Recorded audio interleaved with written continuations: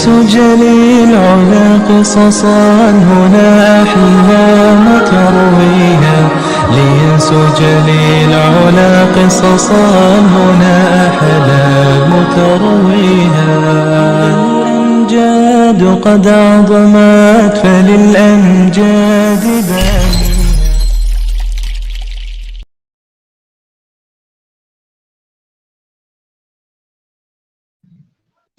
Baik, bismillahirrahmanirrahim. Assalamualaikum warahmatullahi wabarakatuh. Kembali lagi di The Arena edisi Kamis 13 Januari 2022. Jadi tema kita pada malam hari ini yaitu Tauhid dan Trinitas, muasal asal-usul dari Tauhid dan Trinitas. Jadi pada The Arena pada malam hari ini kita akan berdiskusi mengenai tentang apa sih itu ajaran Tauhid dan apa itu ajaran Trinitas. Dan tentu saja seperti di The Arena pada sebelum-sebelumnya, tentu saja narasumber kita ada gurunda kita Zulkifli M. Abbas, dan insya Allah akan bergabung juga Ustadz Alwan. Baik, sebelum saya memulai The Arena pada malam hari ini, saya ingin mengingatkan kepada pemirsa sekalian untuk mendukung pergerakan dari Makassar Moalaf Center Indonesia dengan di subscribe YouTube channel kami dan jangan lupa dinyalakan loncengnya. Kemudian bisa di follow Instagram MMCI di @mmci_official. Kemudian di Facebook fanpage dengan @ymci.official. Di sana kami akan melaporkan seputar kegiatan harian dari Makassar Moalaf Center Indonesia. Baik, tanpa perlu berlama-lama lagi, kita mulai saja The Arena kita pada malam hari ini dengan tema Tauhid dan Trinitas. Kita undang saja langsung gurunda kita, Bang Zuma. Assalamualaikum, Gurunda. Waalaikumsalam warahmatullahi wabarakatuh. Ya, Masya Allah. Bagaimana kabarnya nih, Gurunda? Alhamdulillah baik, Nanda. Suara saya kedengaran baik atau gimana nih? Ya, jelas Gurunda, jelas. Alhamdulillah. Baik, Nanda, baik. Oke, baik. Mungkin sebentar ya akan bergabung juga ya ini Ustadz Alwan ya. Oke, jadi tema kita pada malam hari ini tuh, Gurunda, mengenai asal-usul Tauhid dan Trinitas. Mungkin bisa dipaparkan dulu, Gurunda, apa sih itu ajaran Tauhid dan apa itu Trinitas? Silakan, Gurunda. Persilakan. Baik, bismillahirrahmanirrahim. Alhamdulillah. Wassalatu wassalamu ala rasulillah Sayyidina wa maulana Muhammad ibn Abdillah amma ba'd. Puji syukur kita panjatkan kehadirat Allah subhanahu wa ta'ala oleh karena rahmat dan hidayah sehingga kita kembali pada malam hari ini ya berjumpa di dalam channel yang kita cintai, Makassar Moalaf Center Indonesia, dan juga Zulkifli M. Abbas dan channel-channel yang berafiliasi dengan Makassar Moalaf Center Indonesia. Salam dan taslim senantiasa kita kirimkan kepada junjungan kita Rasulullah Muhammad SAW, Nabi yang telah mengajarkan kita bagaimana kemudian mengenal pencipta alam semesta ini dan memisahkan daripada hakikat Allah dengan hakikat manusia. Mampu membedakan kemudian mana ciptaan dan mana pencipta berkat ajaran beliau Rasulullah Muhammad SAW. Baik, sangat menarik tema yang kita usung malam ini ya, terkait dengan asal-usul Tauhid dan juga asal-usul daripada Trinitas. Jadi mungkin kajian ini kita buat sesederhana mungkin ya, supaya mudah dipahami bahwa Tauhid itu sendiri adalah merupakan inti dari ajaran para nabi. Jadi tidak ada satu nabi pun di atas muka bumi ini yang pernah diutus oleh Allah yang tidak kemudian mengajarkan tentang Tauhid. Semua nabi yang diimani oleh umat Islam itu semuanya mengajarkan tentang Tauhid. Apa Tauhid itu? Tauhid itu adalah La ilaha illahu. Jadi tidak ada Tuhan selain Dia. Siapa Dia? Esensi pencipta langit dan bumi yang kemudian mengajarkan kepada para utusannya untuk mengajarkan kepada manusia bahwa Dia tiada bersekutu di dalam esensinya, di dalam hakikatnya, di dalam pribadinya sebagai pencipta alam semesta. Nah, lalu kemudian tauhid ini itu terjabar kemudian dalam kitab suci, ya, baik kitab-kitab terdahulu maupun di dalam Al-Quran.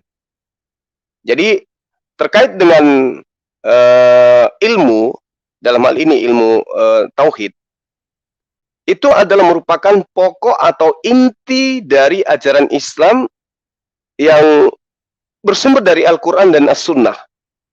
Jadi tauhid ini adalah keadaan yang kemudian menjadikan pemahaman manusia untuk memahami bahwa Allah Subhanahu wa Ta'ala sebagai satu-satunya sesembahan yang benar dengan segala kekhususannya.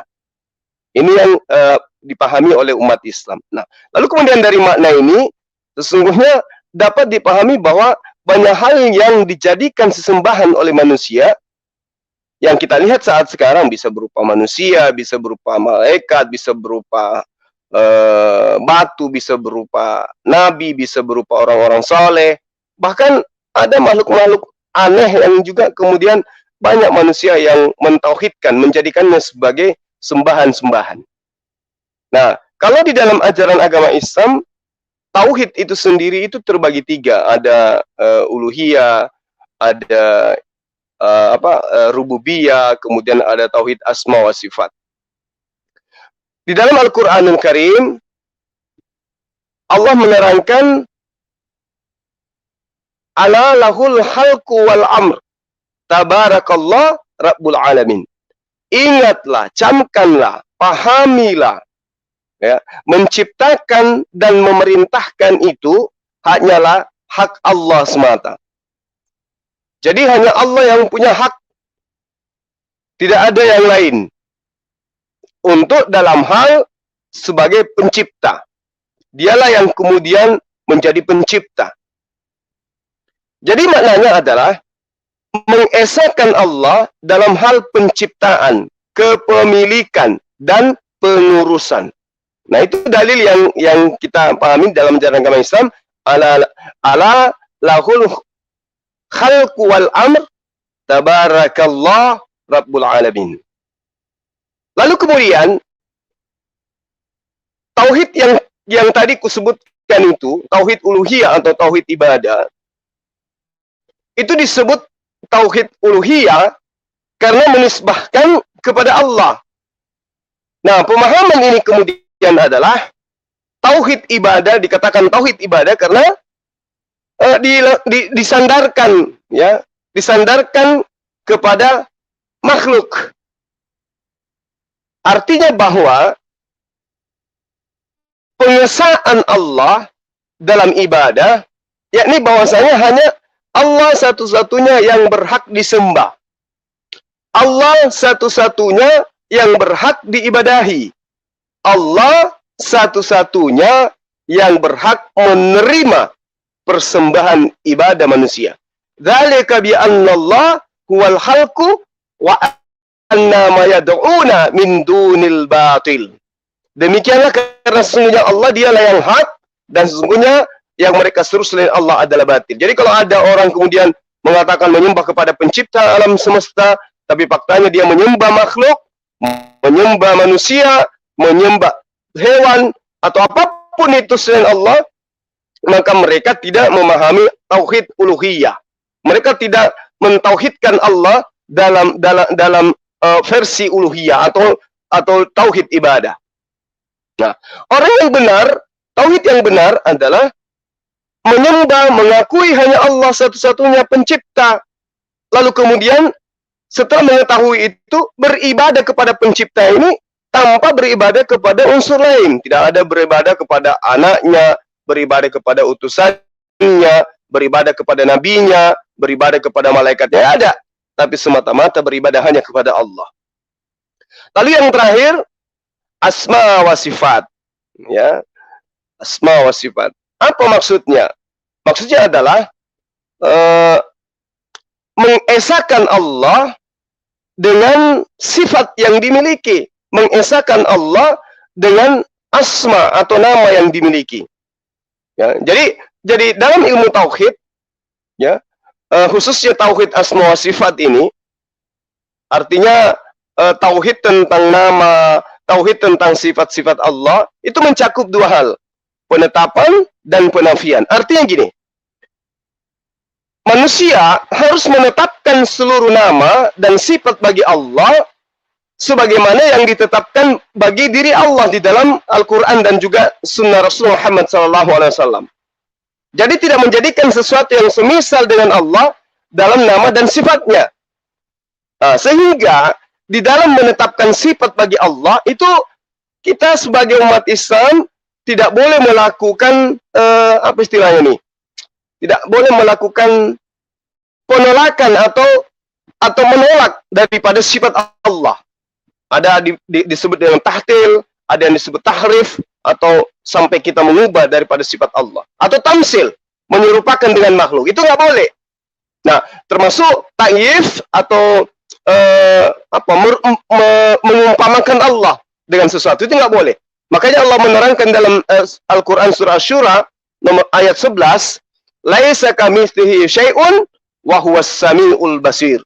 Tidak ada sesuatu pun yang serupa dengannya dan dialah yang maha mendengar lagi maha melihat. Jadi asal usul daripada tauhid itu adalah Allah itu sendiri, bahwa Allah itu esa, Allah itu satu, yang berhak disembah hanyalah Dia. Lalu kemudian esensi Allah, hakikat Allah itu tidak boleh disamakan atau diserupakan dengan makhluk lainnya. Nggak boleh. Dengan makhluk apapun nggak boleh. Karena Allah itu bukan makhluk. Dia adalah Sang Khalik. Ya, mungkin seperti itu ya asal-usul daripada pemahaman sederhana tentang kajian tauhid. Yang pertama tadi apa? Kita mengenal bahwa Allah itu pencipta, Dia Tuhan satu-satunya. Kemudian Sang Pencipta ini satu-satunya esensi yang berhak mendapatkan sembahan, yang berhak mendapatkan kepercayaan, yang berhak mendapatkan kemuliaan dari hamba atau dari ciptaan. Kemudian yang ketiga adalah esensi yang pencipta ini yang berhak menerima sembahan ini itu adalah memiliki sifat-sifat, memiliki nama-nama yang kemudian tidak dinisbahkan kepada yang lain. Tidak boleh kemudian nama atau sifat ini kita tolak, tidak boleh kemudian kita ubah, dan tidak boleh kita serupakan dengan makhluk. Laisa kamitslihi syai'un wa huwas samiul basir. Dialah yang maha mendengar, lagi maha melihat, tidak ada satupun yang serupa dengan Dia. Lalu bagaimana dengan Trinitas? Sebelum kita ke Trinitas, bagaimana dengan ajaran-ajaran Nabi sebelum Rasulullah Muhammad SAW yang masih terekam ya di beberapa dalil di dalam buku yang kemudian teman-teman kita sebut dengan Perjanjian Lama, Perjanjian Baru. Kalau di dalam kitabnya Praktis Yudaism, Keluaran 20 misalnya, di situ sangat terang dikatakan gini. Lalu Allah mengucapkan segala firman ini. Jadi Allah ditengarai mengucapkan firman. Allah yang dimaksud di sini adalah Allah Subhanahu wa taala. Akulah Tuhan, akulah Tuhanmu yang membawa engkau keluar dari tanah Mesir, dari tempat perbudakan. Nah, terus dikatakan, jangan ada padamu Tuhan lain di hadapanku. Jangan ada padamu sembahan lain di hadapanku. Artinya bahwa Allah di dalam kitabnya Nabi Musa yang mereka sebut dengan Perjanjian Lama itu tidak mau diduakan. Tidak mau Dia itu ada sembahan lain selain Dia. Jangan ada padamu sembahan lain, Tuhan lain, Rabb lain di hadapanku. Jangan. Jangan. Artinya Dia tok sendiri. Nah, berarti apa yang kemudian diterangkan oleh Al-Quran yang kita ulas tadi itu benar. Bahwa Allah tidak ingin ada sembahan lain. Dan memang tidak ada. Ana lahul haq wal amru tabarakallah rabbul alamin. Ingat, camkan, pahami arti penciptaan dan pemeliharaan, dan yang berhak memerintah hanyalah hak Allah semata, tidak ada yang lain. Nah, karena itulah para sahabat-sahabat sekalian, apa yang diterangkan dalam Al-Quran juga menjadi ilmu yang sangat luar biasa ketika kita mengkaji ajaran tauhid yang diajarkan oleh nabi-nabi terdahulu. Dikatakan dalam Keluaran 20 nomor 3, nomor 4, jangan membuat bagimu patung yang menyerupai apapun yang ada di langit, atau ada di bumi, atau yang ada di dalam air. Ya, itu nggak boleh. Nah, di data nomor 5-nya diterangkan, jangan sujud menyembah kepadanya atau beribadah kepadanya. Sebab aku Tuhan, sebab aku Allah, Tuhanmu adalah Tuhan yang cemburu, yang membalaskan kesalahan bapak kepada anak-anaknya, kepada keturunan, dan ketiga, keempat, dan orang-orang yang membenci aku. Jadi sangat jelas, ya, bagaimana kemudian perintah Allah di data-data yang ada ini, kalau Tuhan itu akan murka pada siapa saja yang telah menyekutukannya. Maka dari itulah Allah telah mengutus segenap nabi agar mengajarkan ajaran tauhid, mengajarkan bahwa Allah itu hanya satu, karena jalan yang lurus itu adalah menyembah hanya kepada Allah. Tauhid Nabi Musa ada, tauhid Nabi Daud ada, tauhid Raja Salomo atau Sulaiman ada, tauhid Nabi Yesaya ada, kemudian tauhid Nabi Isa atau Yesus juga ada. Semua nabi yang diutus oleh Allah mengajarkan tauhid. Lalu bagaimana dengan Trinitas? Nah, ini mungkin kita akan bahas nantinya, atau nanti kita berikan kepada Adinda Ustadz Alwan untuk mengkaji tentang Trinitas ini apa sih? Apakah diajarkan oleh Yesus atau tidak, atau diajarkan oleh Rasulullah Muhammad SAW atau tidak, atau diajarkan oleh nabi-nabi yang lain. Saya kira begitu untuk sementara. Saya kembalikan kepada Ananda Surya. Terima kasih. Baik, Masya Allah, terima kasih Gurunda. Jadi tadi penjelasannya mengenai tauhid dari Gurunda kita, Bang Suma. Berikut kita akan undang langsung salah satu narasumber kita juga pada malam hari ini. Ada Ustadz Alwan. Assalamualaikum Ustadz. Waalaikumsalam warahmatullahi wabarakatuh. Masya Allah, bagaimana kabarnya Ustadz malam hari ini? Alhamdulillah, hujan-hujan syahdu di sini.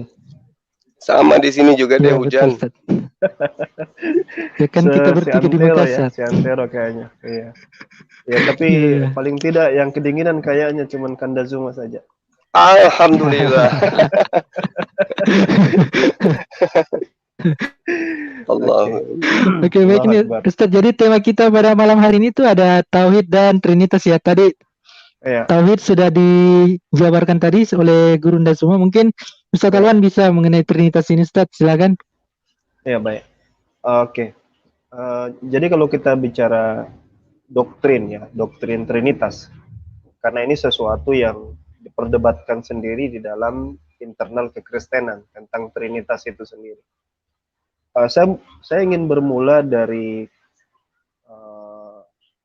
bentukan awal, karena kalau kita bicara histori, sejarah, trinitas ini bukan ujuk-ujuk sesuatu yang muncul di zaman sekarang atau muncul di sejak awal daripada kekristenan itu ada, ya. Tapi sebentar ya.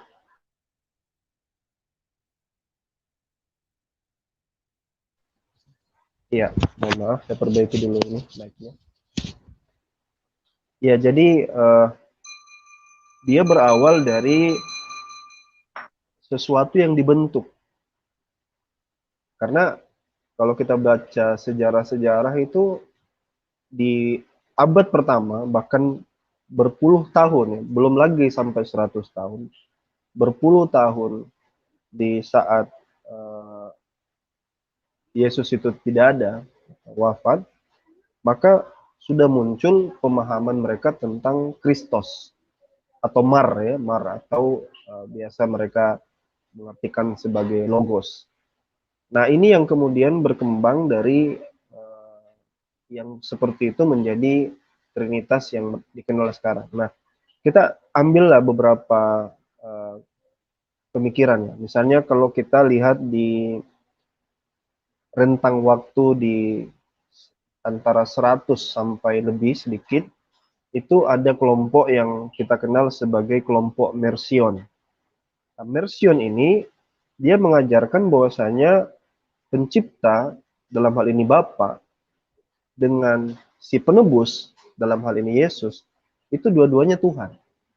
Dan dia berbeda. Jadi ada dua Tuhan. Dua Tuhan. Jadi mereka bahkan tidak mengenal konsep Trinitas di zaman Mercion itu.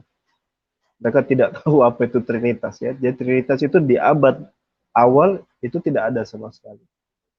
Nah, terus kapan istilah Trinitas itu muncul? Nanti yang disebut oleh Lukas itu dalam tulisannya, yaitu di saat Theophilus. Ya, Theophilus dari Antioquia itu yang kemudian menyebutkan pertama kali istilah Trinitas, tapi Trinitas itu belum lagi jelas kayak gimana. Nah, ini mulai agak sedikit memanas ya. Nah, maksudnya itu belum terbentuk, dengan kata lain. Kita ambil contoh yang kelompok-kelompok yang lain. Jadi Marcion menganggap ada dua Tuhan, Bapa dan Penebus. Lalu ada kelompok yang seperti Arius. Arius itu menganggap Yesus itu hanyalah murni ciptaan. Jadi bertolak belakang dengan Marcion.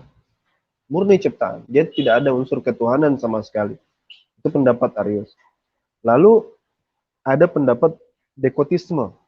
Nah, Dekotisme ini berpendapat bahwasanya nggak mungkin bumi ini bisa turun. Jadi konsep-konsep itu belum majemuk seperti itu. Lalu kita kaji Trinitas. Kapan kira-kira Trinitas ini mulai menjadi baku? Nah, itu kaitannya dengan konsili-konsili. Jadi nanti di abad keempat barulah kemudian ada konsili Nisea, Kalsedon. Nah, di Kalsedon itulah kemudian dirumuskan tentang konsep Trinitas itu. Nah, orang kemudian bertanya-tanya, kenapa bisa akhirnya Trinitas itu yang dijadikan pilihan dari gereja? Ya tidak lain dan tidak bukan karena ya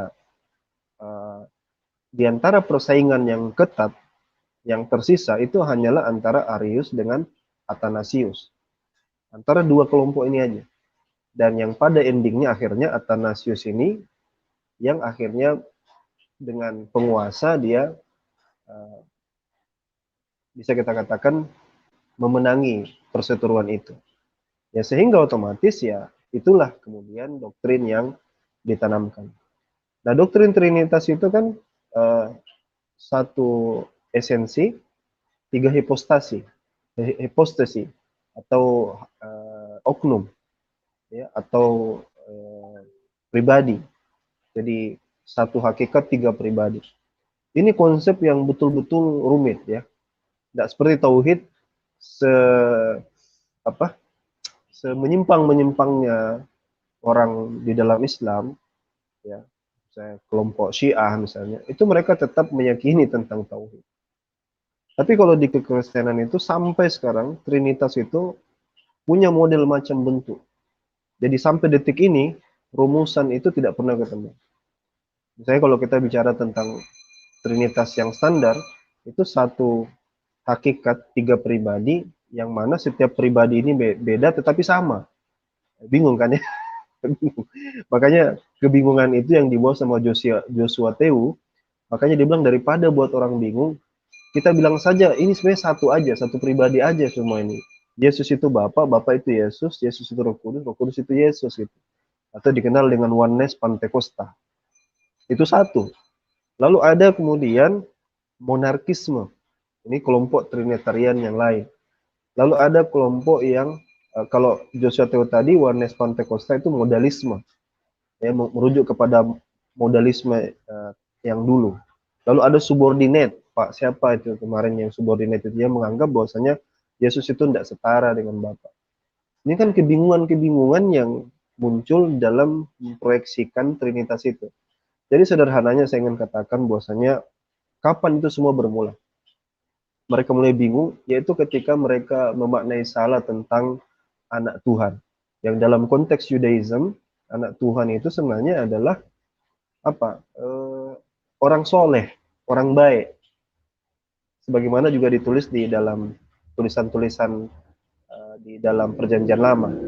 Tapi itu kemudian diselewengkan karena memaknai salah. Jadi sudah mulai masuk di sana pemikiran-pemikiran Platoisme. Kenapa saya katakan Platoisme? Karena di salah satu pemikiran ya, saya ambil kelompok Gnostik.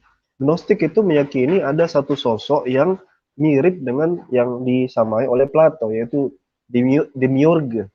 Demiurge ini yang bikin istilah ini Plato, tapi sama kelompok kekristenan itu dianggap sebagai sosok yang benar ada. Nah, gitu. Nah, saya curiga siapa itu yang suka kumpulin murtadin itu, yang mengatakan bahwasanya yang mematikan manusia ini adalah bukan Tuhan. Ya itu bisa jadi dia salah satu kelompok demiurge yang dimaksud itu. Nah, terakhir dari saya ingin katakan bahwasanya Al-Quran itu mengajarkan kita sebenarnya sesuatu yang simpel. Kalimatun sawa'um bainana wa bainakum, kalimat yang sama dari masa ke masa, dari turun-temurun, yang dijelaskan sama Gurunda Zuma tadi, bahwa seluruh para nabi itu hanya mengajarkan bahwa sembah Allah saja. Kita buka Quran itu semua itu membantah model yang di luar daripada tauhid. Misalnya Trinitas dibantah sama Quran ya, ketika Allah katakan salisu salasa, ya, satu dari yang tiga, Trinitas itu dibantah dalam Al-Quran. Lalu ada yang oneness seperti Yosiateu, bahwa yang Bapa itu ya Yesus itu sendiri. Ya, mereka hanya beda peran saja. Itu Allah katakan laqad kafarul ladzina qalu innallaha huwal masihu ibnu Maryam. Telah kafirlah orang yang mengatakan bahwa Allah itu adalah Al-Masih ibnu Maryam. Nah, dan setelah ayat ini yang menarik dari surat Al-Maidah itu bahwa Allah kasih kita akal yang berpikir ya. Jadi kalau kita punya akal, ini saatnya berpikir. Lihat ayat selanjutnya dari ayat itu, Allah katakan, kul, katakan, ya, diajar ya, Nabi kita Muhammad SAW diajar, فَمَنْ يَمْلِكُ مِنَ اللَّهِ شَيْئًا إِنْ أَرَادَ أَنْ يُهْلِكَ الْمَسِيحَ ابْنَ مَرْيَمَ وَأُمَّهُ. Nah, katakan ya Muhammad, diajar ini, Allah mengajarkan Rasulullah, katakan, siapakah yang dapat menghalang-halangi kehendak Allah jika dia hendak membinasakan Al-Masih putra Maryam itu beserta ibunya? Nah, coba. Dengan kata lain, ini membuat kita berpikir, siapa yang super power sebenarnya? Ya, orang-orang seberang kan kadang-kadang menganggap Yesus ini, bisa itu, bisa ini, bisa itu. Ini coba dijawab ini, bagaimana Allah mengajarkan Nabi, katakan sesimpel ini, siapa yang bisa menghalangi Allah untuk mencabut, membinasakan, membunuh Al-Masih ibnu Maryam dengan ibunya sekalian? Tidak ada. Tidak ada. Jawabannya simpel saja, tidak ada. Dilanjut di ayat itu, walillahi mulkus samawati wal ardi wa ma bainahuma. Sesungguhnya milik Allah ini langit dan bumi serta apa yang ada di antara keduanya. Kepunyaan Allah semua ini, dia menciptakan apa yang dikehendakinya. Allah Maha Kuasa atas segala sesuatu. Makanya Gus Baha itu punya YouTube, dia bikin satu postingan yang menarik. Ada judulnya itu adalah sesosok yang butuh makan. Sosok yang butuh makan itu berarti dia tidak bisa apa-apa. Karena makan itu adalah simbol bertahan hidup. Kalau dia tidak makan, konsekuensi logisnya dia mati. Makanya dia cari makan. Makanya Yesus cari pohon ara. Untuk apa? Untuk cari makan. Dan itu sebenarnya kalau kita mau pakai akal yang sehat, akal yang selamat, kita tidak akan masuk ke dalam pemikiran yang aneh-aneh seperti itu, kecuali orang yang telah terdoktrin. Maaf ini kepanjangan, itu saja mungkin dulu dari saya. Ya. Assalamualaikum warahmatullahi wabarakatuh. Waalaikumsalam warahmatullahi wabarakatuh. Baik, terima kasih Ustaz Alwan. Nah, di sini kita juga sudah ada Bang Handi nih. Assalamualaikum Bang Handi. Mana tadi? Ya, Waalaikumsalam warahmatullahi wabarakatuh. Masya Allah. Bagaimana kabarnya nih Bang? Oh, alhamdulillah baik banget. Ini mau ikut Masya lagi Allah. nih jadi berguru nih di arena nih. Ya, Jawabannya siap-siap. baik Ya mungkin baik banget atau baji-baji? Baji-baji sih. baji-baji. Dari Oke baji-baji Bang, langsung ke baji Jawa. saya panggil Daeng saja ya. Oke, siap gitu. Oke, jadi tema kita pada malam hari ini mengenai tauhid dan trinitas. Mungkin Bang Handi bisa menambahkan pandangannya mengenai tauhid dan trinitas. Silakan Bang. Oh iya, makasih. Assalamualaikum warahmatullahi wabarakatuh. Kalau tauhid itu kan sebenarnya kita baru brojol, udah kita tauhid sebenarnya itu. Artinya kan kita ini taat patuh, baik dari keadaan alam maupun dari perintah ibu kita secara naluri ya. Jadi tauhid itu jangan diterangkan secara menyeluruh, akhirnya orang nggak ngerti. Jadi tauhid itu taat kepada siapa? Yang menciptakan kita, yang mengatur kehidupan ini gitu. Hanya lingkungan dan orang tuanya lah yang membuat dia menjadi tidak tauhid. Nah, kenapa dia nyebrang menjadi trinitas? Ya keadaan dah, orang tuanya. Trinitas itu apa sih? Ya tiga dijadiin satu. Yang sulit untuk dikemukakan secara ilmiah, by data, akal sehat dan seterusnya. Ya kenapa ya? Karena masih misteri sampai saat ini. Setiap kita diskusi menerangkan tentang trinitas, ya 10 orang yang ditanya 20 jawaban yang berbeda. Dia sendiri bahkan saling bentrok padahal alirannya sama kan gitu. Bang Juma saya sering dengar bagaimana trinitas itu bisa diterangkan dengan baik, nggak bisa juga. Ustadz Alwan dengan berbahasa Arab juga nanti nggak bisa juga diterangkan trinitas itu seperti apa. Yang jelas adalah trinitas itu ajaran yang membingungkan bagi orang-orang yang mau berpikir, tapi orang-orang yang hanya imani saja itu ya cukuplah sampai situ, nggak perlu ditanya segala macam. Kenapa? Karena ada 3, ada Bapa, Putra dan Roh Kudus, gitu. Nah Bapa di atas, Yesus di bawah, Roh Kudus lagi di atas permukaan air melayang-layang kan begitu. Roh Kudus itu bingung nanti.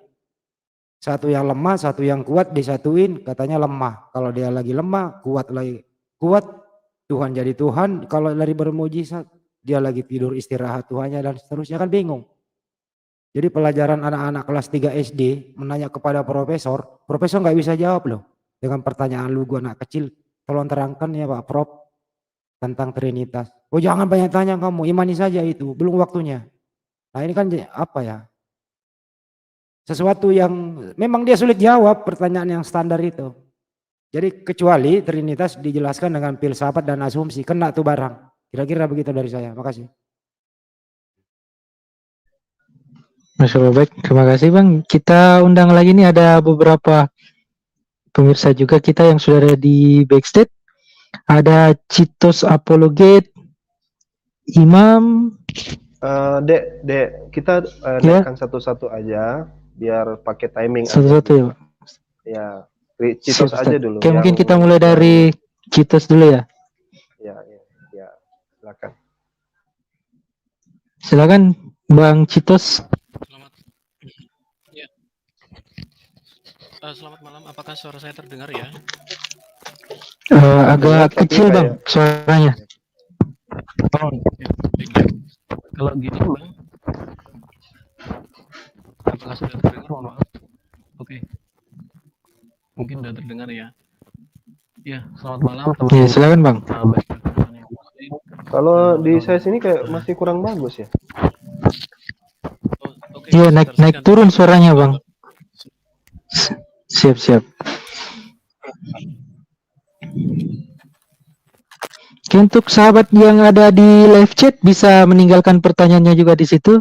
Pertanyaan terpilih insya Allah akan ditampilkan untuk dijawab langsung oleh para narasumber kita yang ada di arena pada malam hari ini.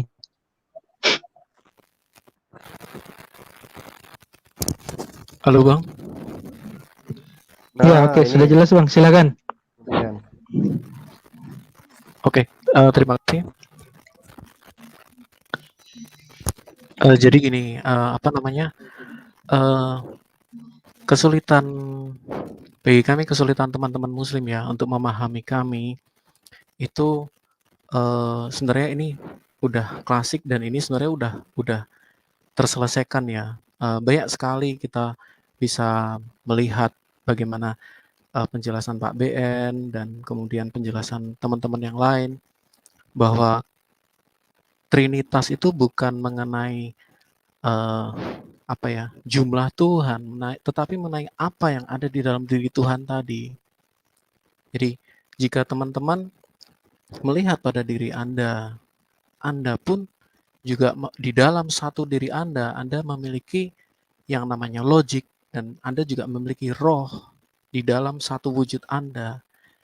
Kita semua memiliki hal yang sama. Kenapa? Sekali lagi saya katakan bahwa karena kita diciptakan dalam gambar Allah yang Trinitas, manusia Trinitas.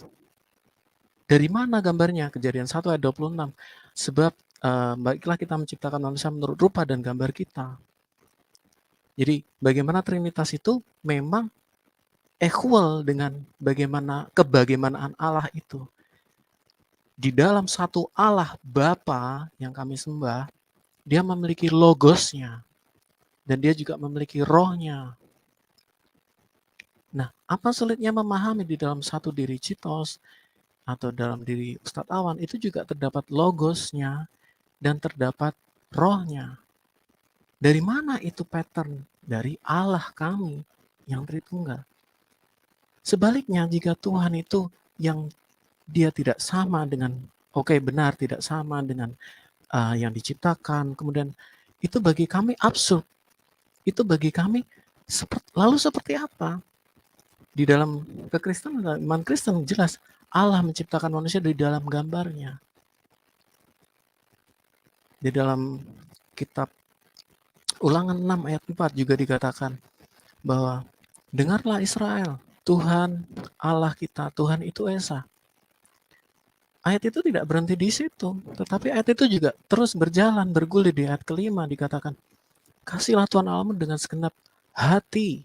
Ada satu hati, ada kemudian apa? Dengan jiwa atau logos kita, dan kemudian dengan kekuatan kita atau body kita. Jadi tubuh, jiwa, dan roh kita itu Tuhan sebutkan secara perinci gitu. Nah, ayat sebelumnya, dengarlah Israel, Tuhan satu ya, Allah dua, Tuhan itu Esa atau Echad. Di dalam kitab Zohar atau dalam pemahaman Kabalah Yahudi, di situ mereka mengakui bahwa ada 3 sisi. Kalau boleh saya share screen, apakah saya boleh share screen? Permisi, apakah saya boleh share screen? Di admin. Halo Kak. Halo Di admin, apakah silakan. saya boleh share screen? Iya, silakan Bang, silakan. Oke.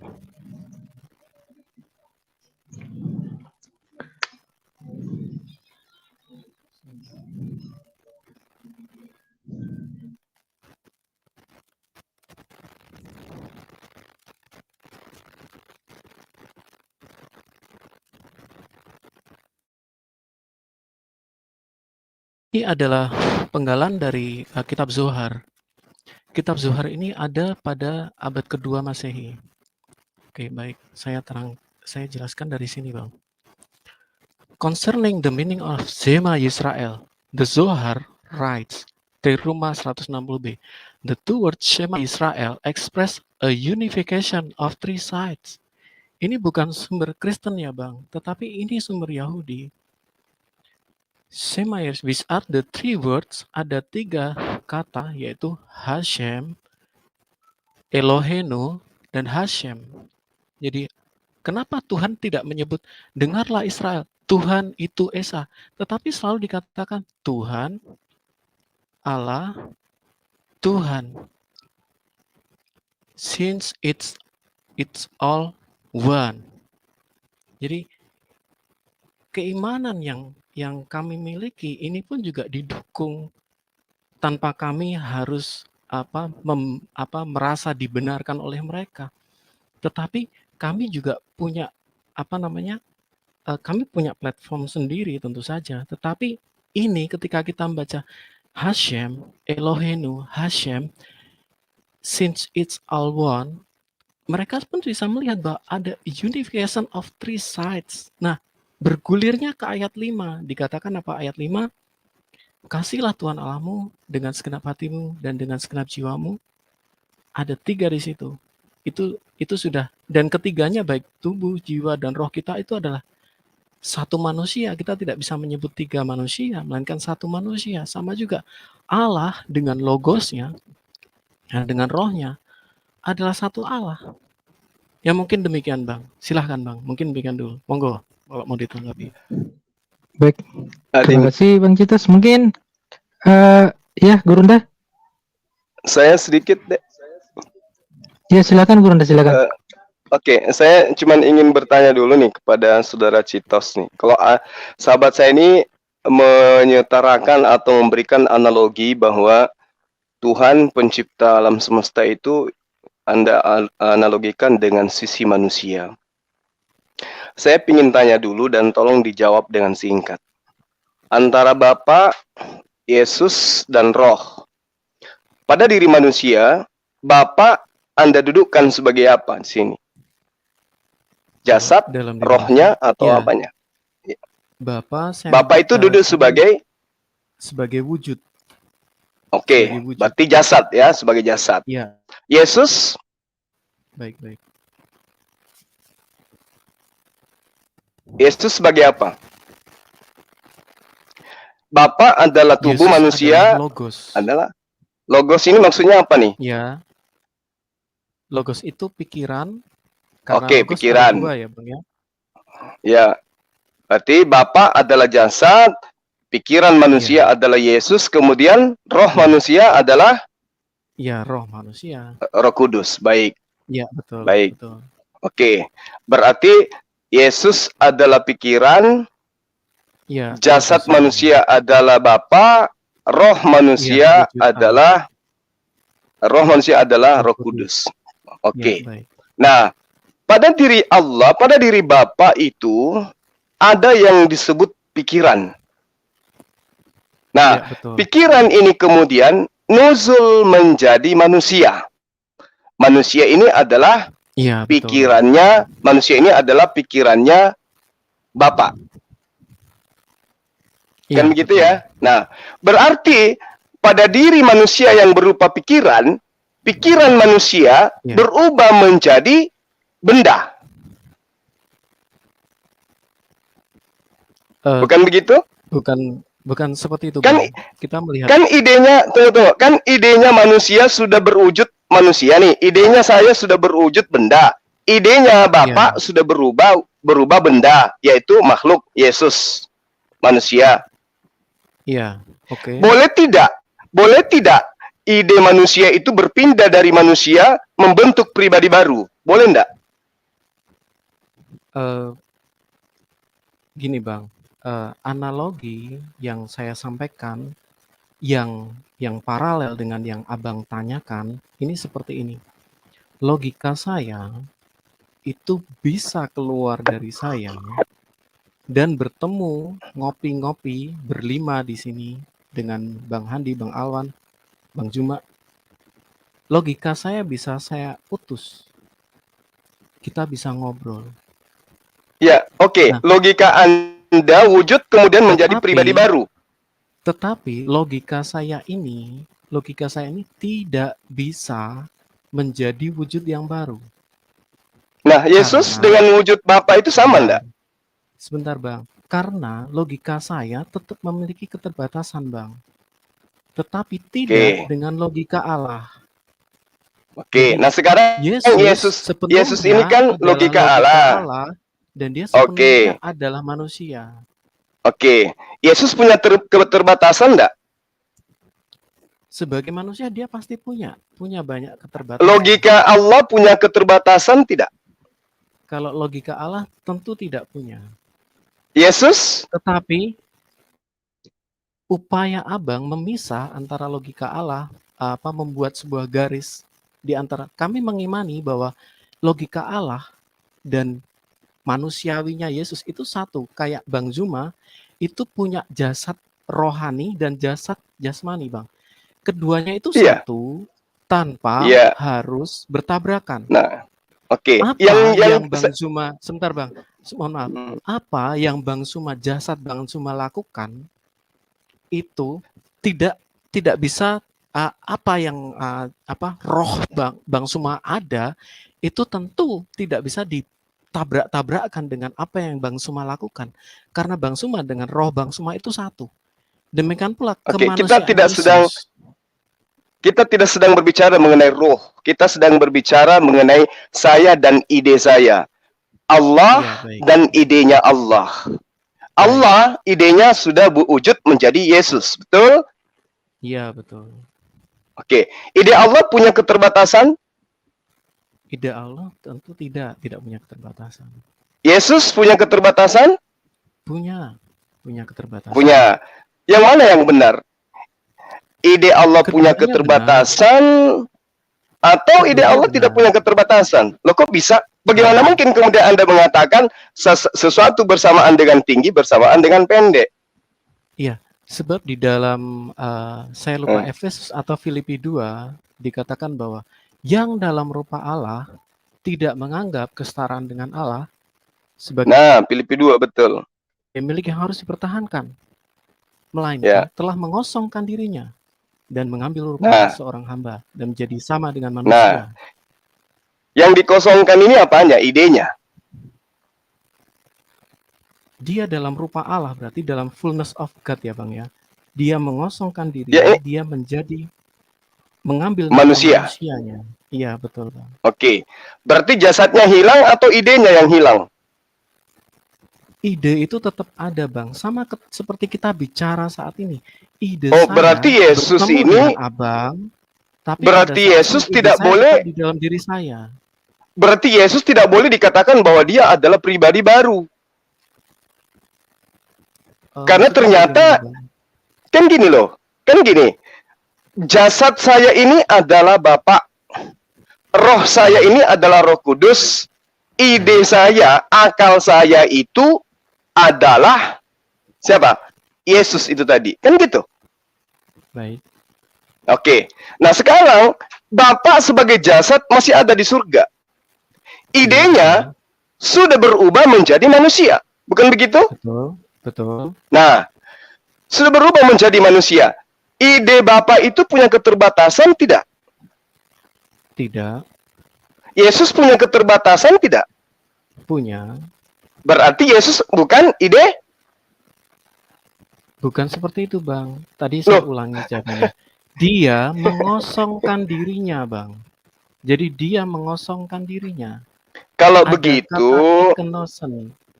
begitu, sahabat saya, tidak bisa Tuhan itu dianalogikan kepada manusia. Tuhan ya Tuhan, manusia ya manusia, nggak bisa dia. Karena kena nantinya dengan kondisi itu. Bang Zulkifli ya. Demikian juga tidak sesederhana itu Anda kemudian mematikan akal ketika Anda menemukan Yesus itu ternyata tidak bisa berbuat apa-apa dari dirinya, padahal dia adalah ide Tuhan. Dia adalah gagasan Tuhan. Ini bukan mematikan akal. Ini perihal yang lebih besar lagi. Ini mengenai bagaimana kemudian Anda mengatakan tidak mematikan akal sementara Yesus yang adalah manusia itu Anda katakan itu adalah akalnya Tuhan. Akalnya Tuhan tidak tahu hari kiamat. Itu gimana ceritanya? Karena ini adalah mengenai keselamatan besar bagi manusia. Itu doktrin. Itu doktrin. Sebentar Bang, sebentar. Kalau dia secara total adalah Allah, ya Bang, dia pasti tidak bisa mati untuk menebus dosa hamba abang semua di sini. Larinya ke dogma berarti, Plato berarti. Tuhan, sepenuhnya manusia. Anda lagi berfilsafat ini. Dengan Plato, Bang. Bahkan Anda lagi berfilsafat, kawan. Anda sedang berfilsafat. Anda telah menerangkan filsafat Yunani. Itu nggak ada kaitannya dengan ajaran Yesus loh. Yesus tidak pernah mengajarkan itu. Ini Bang, bahwa sekali lagi ya. Kita Oh, pernah sharing mengenai perbedaan Quran dengan Alkitab. Saya nggak mau bahas itu. Saya nggak, karena ya. kita hormati owner di sini membahas filo apa. Seperti ini Bang, Quran itu kan 30 tahun. Sementara Alkitab itu Hmm. sekitar 1.500 tahun. Nah, di Ya, dalam 1.500 tahun ini ada kesinambungan nubuatan demi nubuatan, nubuatan demi nubuatan, sampai akhirnya nubuatan itu tergenapi di dalam kata Yesus. siapa? Apa? Kata siapa? Loh itu sekarang gini Bang, tidak mungkin yang dilakukan oleh Talmud itu menggenapi perjanjian lama. Karena perjanjian baru, begitu muncul perjanjian baru, selalu mengatakan bahwa dia connect. Kayak di Injil Lukas dikatakan, aku akan mengutus utusanku. Ini adalah akhir dari kitab Maleakhi. Artinya perjanjian baru ini sangat connect dengan perjanjian lama Bang. Artinya apa? Perjanjian baru adalah penggenapan seluruh janji-janji di dalam perjanjian lama, termasuk penebusan di dalam Kejadian 3 ayat 18. Tuhan sudah berkata, akibat dosa dari yang dilakukan Adam, keturunan perempuan ini akan meremukkan ular itu. Dan itu digenapi di dalam Yesus. Nah, Itulah kenapa. itu semua itu semua konsep yang dibuat oleh gereja.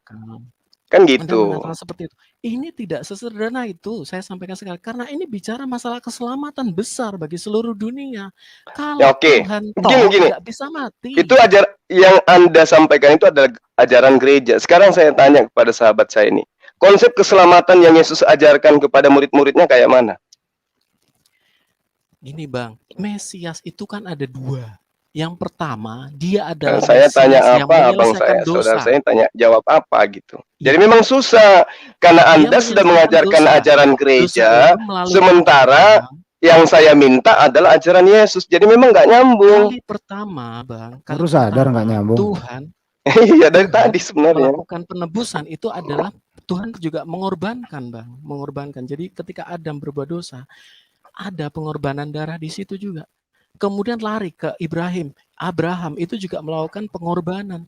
Kemudian lari ke Moses pun juga melakukan pengorbanan. Dan pengorbanan mereka mengorbankan hewan.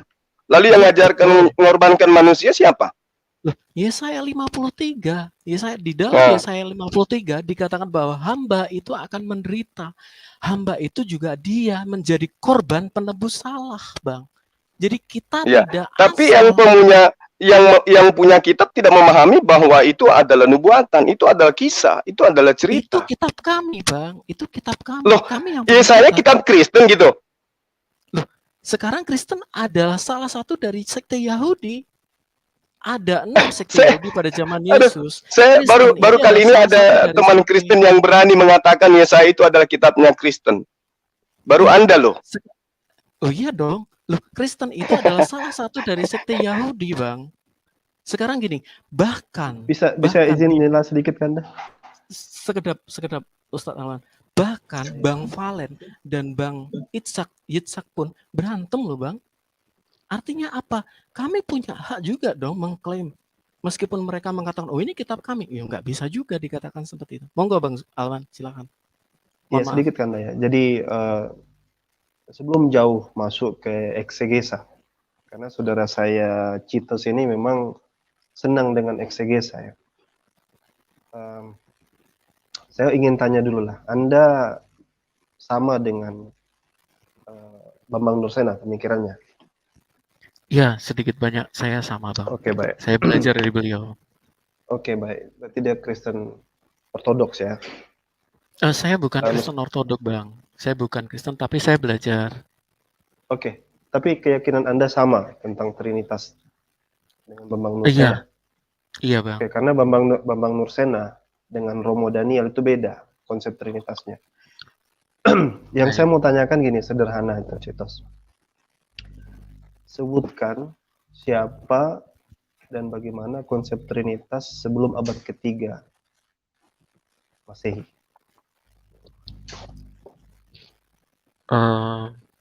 Sebelum abad ketiga, berarti sebelum konsili Nikea ya, Bang? Sebelum konsili Nikea. Oh, baik. Sebenarnya Trinitas itu berasal dari Triados. Triados itu sudah ada di abad kedua. Tetapi yang paling penting, Trinitas itu sumbernya dari 1 Yohanes 5 ayat 7, Bang. Jadi Trinitas Jadi itu ketiganya adalah satu, itu secara kalau bahasa Jawa Tengahnya bilang cetha welo-welo ketok moto, itu benar-benar berasal dari Alkitab. ya, Ketiganya adalah jadi satu. saya mesti mengulang, mengingatkan ya. Tinggalkan dulu eksegesa. Kalau kita bicara fakta, kita bicara tentang histori, itu kita bicara tentang sesuatu yang direcord, yang dicatat. Nah, saya ingin tanya sesuatu yang dicatat ini. Konsep Trinitas, one essence, three hypostasi, satu hakikat, tiga pribadi, itu semua diyakini sama Bambang Nursena. Sebelum Anda jauh mengesagesa dengan istilah-istilah yang dibuat, di mana sebelum abad ketiga Bapak Gereja yang mengatakan hal tersebut. Co-equal, co-eternal. Ada tiga pribadi, Bapak Tuhan, Anak Tuhan, Roh Kudus Tuhan, tapi Bapak tidak sama dengan Anak, Anak tidak sama dengan Roh Kudus. Konsep Trinitas seperti ini di mana disebutkan sebelum abad ketiga? Ya, baik Bang. Jadi perlu dipahami dulu ya Bang. Memang tetap saya juga menyadari penyempurnaan dari To the point pemahaman aja, ini. bro. Karena gini Di Bang, mana? karena itu sudah ada ayatnya Bang. Di dalam 1 Saya Yohanes 5 saya ayat 7. saya tanya ini sederhana. Tadi jangan sampai jatuh ke lubang yang sama. Bang Zuma tanya lain, jawab Baik, lain. baik, Coba disimak ya. Di baik. mana? Di mana? Bapak gereja siapa? Jadi kan kalau kita bicara satu ideologi, pasti kan ada permulaannya kan. Saya kalau Iya, ditanya baik. Islam itu, sejak kapan tauhid diajarkan? Saya berani katakan, sejak Rasulullah SAW mengajarkan agama Islam, memperkenalkan agama Islam, tauhid sudah diajarkan. Saya tanya, Baik. Trinitas itu sendiri, sebelum abad ketiga, siapa yang pernah mengajarkan konsep seperti itu? Sekarang saya peruncing aja. Siapa yang pernah Ya. mengajarkan konsep seperti itu sebelum abad ketiga? Nah, sekarang gini Bang, apakah saya salah kalau saya justru mengambil sola scripturanya Bang? Jadi gini, ada 2 sola scriptura. Sola scriptura yang pertama adalah yang diucapkan oleh Yesus sendiri dalam Matius 28. Saya Baptislah tidak mereka dalam lagi, nama Bapa, Anak, dan Roh Kudus. Itu yang pertama. Ini sola scriptura sendiri. Yang kedua dalam 1 gini, Yohanes 5 ayat 7 Bang.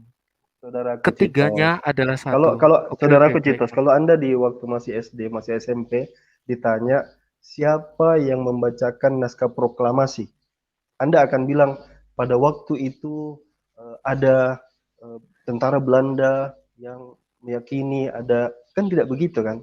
Kita akan bilang Soekarno. Simple itu, pertanyaan yang simple. Iya, Maka saya tanya iya. sekali lagi, dan ini terakhir kali, saya nggak mau ulang-ulang, capek saya. Siapa sebelum abad ketiga yang mengajarkan konsep Trinitas seperti itu? Siapa? Ustaz Alam, putus. Saya ulangi. Ustaz Alam, mohon maaf Siapa? putus. Iya. Siapa sebelum abad ketiga yang mengajarkan konsep Trinitas seperti itu?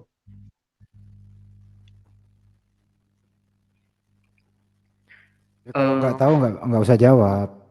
iya, gini Bang. Aduh, aku gimana ya? Karena memang itu sudah Enggak, tertulis yang karena karena kemudian kamu ada suka tahapan lagi. Ada tahapan suka lagi. Jadi menggemaskan ada gitu. istilahnya, iya, Gemesin ada ini. namanya triados, yaitu Theophilus dari Antioquia, ada juga kemudian ada Tertullianus, kemudian para bapak-bapak gereja yang Ah, lain. menarik gitu. Kan enak. Kan jawabnya gini. Oh, yang mengucapkan itu Theophilus Antiochia. Betul begitu ya? Jawabannya. Iya, iya. Iya apa Kalau iya? Kok saya kurang ragu-ragu salah, gitu sih? kurang lebih demikian. Oke. Eh, Theophilus saya Antiochia bukan orang yang bisa menghafal dengan cermat. Iya, tidak, ini sesuatu yang sifatnya bukan perlu dihafal. Anda bisa oke. baca, Nggak sengaja. Google bebas. Sekarang kan masa terbuka kok. Anda bisa browsing, searching dan lain-lain. Iya. Theophilus mengajarkan konsep bahwa ada 3 di dalam 1. Seperti itu. Saya terus terang saya bingung ya Bang, karena bagi saya itu sudah ada ayatnya. Kenapa Abang memaksakan bahwa itu suntikan dari Bapak Gereja? Ayatnya sudah jelas-jelas kelihatan. 1 Yohanes 5 ayat 7, Anda bisa debat dengan Saya saya soal itu. kita bisa bedah ayat itu, brother. Kita bisa Bang beda. Saya Alwan, ingin jangan merujuk. dibedah. Saran saya jangan dibedah. Karena saya punya manuskrip yang lebih tua dari yang Anda sampaikan. Saya punya Nanti Vetus bisa, Pitala. nanti bisa. Saya Vetus bertanya Pitala lain, itu Anda sudah ke ada yang di lain abad gitu. kedua. Nanti Oke, baik kita Bang, bisa silakan. kita bahas. Jadi Baik. sesimpel itu. Kalau saya mau berikan sedikit ya, masukan kepada Anda bahwa ini sebenarnya bukan sesuatu yang orang harus main tic-tac-toe gitu. Kayak Anda lari ke sini hanya sekedar untuk mencoba untuk menghindar dari pertanyaan. Pertama ya, saya terangkan, tidak ada satupun sumber yang menerangkan, yang mengajarkan seperti itu. Bahkan Tertullianus itu tidak punya model yang seperti itu. Konsep co-equal bahwa Yesus itu setara dengan Bapa itu tidak pernah ada sebelum abad ketiga. Jadi kalau kita rame-rame sekarang berbicara eksegesa, apalagi Bambang Nursen ini anak sejak kapan sih Bambang ini kan? Anak baru-baru saja kan? Tidak merujuk kepada yang lain. Nah sekarang ketika kita bicara tentang fakta historis, bahwa Trinitas itu tidak pernah ada, ujuk-ujuk ada. Ketika kita bicara tentang doktrin, teologi, kita harus lihat siapa pencetus ini pertama kali. Itu kan yang harus Anda cari tahu di situ. Kapan dan di mana, siapa, itu hal pertanyaan yang sangat substantif. Bagaimana dia asal muasal, sehingga kita tahu akar pikiran gitu, siapa yang pertama kali mencetuskan ide itu. Trinitas itu bukan diciptakan sama Bambang Nursena. Bambang Nursena bisa saja berkelit menjelaskan gini, tapi saya back to basic gitu. Kembali ke karena gini, saya agak berpikir dengan pernyataan Ibnu Taimiyah. Berkumpul 5 orang menghasilkan 6 pendapat. Ditulis sama Ibnu Taimiyah. Sekarang saya bagaimana bisa terima penjelasan Anda tentang Trinitas? Bagaimana dengan Kristen yang lain yang tidak sama dengan Trinitas Anda kan gitu. Maka lebih fairnya itu kayak gini. Kita kembali ke basic. Siapa sih sebenarnya yang merumuskan itu? Bagaimana gambaran dia seperti itu? Nah itu. Jadi kalau dari saya ini mungkin nanti silakan dilanjutkan diskusinya. Kalau dari saya sebenarnya gini. Trinitas ini adalah sesuatu yang diformulakan, sesuatu yang dibuat, dan kemudian diyakini. Tapi ketika kita bicara lebih detail, Trinitas yang seperti apa yang benar, itu selamanya akan menjadi perdebatan di antara internal kekristenan. Dan tidak akan pernah ketemu sampai mungkin kiamat dunia mungkin. Itu saja mungkin Bang Titus. Oke, terima kasih Bang Alwan. Kalau saya boleh sampaikan, Abang pasti sudah pernah mendengar mengenai Pliny the Younger ya Bang ya. Nah, Iya. Pliny the Younger ini kurang lebih hidup antara abad pertama kedua. Dia punya kesaksian, testimoni bahwa mereka sudah Pliny mengatakan bahwa umat Kristen pada masanya dia itu pun sudah menyembah Yesus sebagai Allah, Bang. Artinya, sebelum diformulasikan pun benar sudah dalam 1 Yohanes 5 ayat 7 yang saya punya naskah yang lebih tua daripada yang biasa dipolemikkan, itu benar memang kita bersumber dari situ, bahkan dari bibir suci Sang Juru Selamat. Yesus sendiri mengatakan dalam nama Bapa, Putra, Roh Kudus. Silahkan Bang, mungkin demikian. Monggo Iya. Bang Andi mungkin atau gimana? Oke, saya tanggapi karena masih ada terakhir. Pliny the Younger ya. Tadi disebutkannya gitu kan. Kalau saya bicara tentang apakah Yesus dianggap Tuhan, Marcion itu sendiri juga menganggap Yesus itu Tuhan. Bahkan dia menganggap ada 2 Tuhan, ada Tuhan Bapa, ada Tuhan Anak, Tuhan Yesus itu sendiri. Tapi konsep menggabungkan ini, menambah Roh Kudus misalnya di dalam situ, bukan catatan gereja.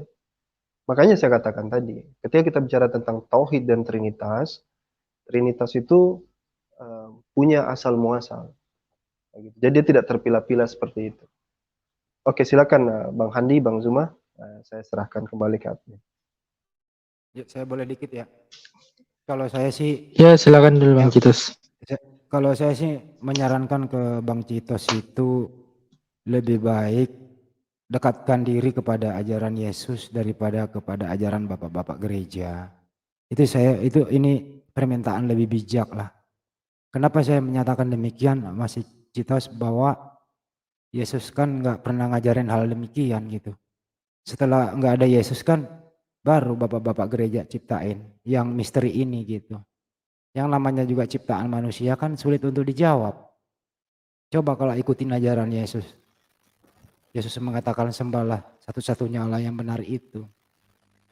Kenapa nggak ikut ke sana aja sih biar mempermudah hidup gitu daripada ikut bapak gereja, Bapak Putra dan Roh Kudus Iya, Bang. memasukkan Terima kasih Yesus sarannya, setara Bang. gitu. Tapi memang Kira-kira gimana gini itu ya, Bang. sarannya itu? Kami tidak bisa menyangkal apa yang ada tertulis, Bang. Artinya Terus yang memang gimana? ada tertulis dari mulut Yesus mengatakan, baptislah mereka dalam nama Bapa, Putra, dan Roh Kudus. Putra itu tentu saja seperti ini, Bang. Pikiran Bang Handi, penjelasannya seperti ini. Pikiran Bang Handi itu kan lahir dari Bang Handi. Kenapa sih selalu menganalogikan Tuhan dengan saya gitu?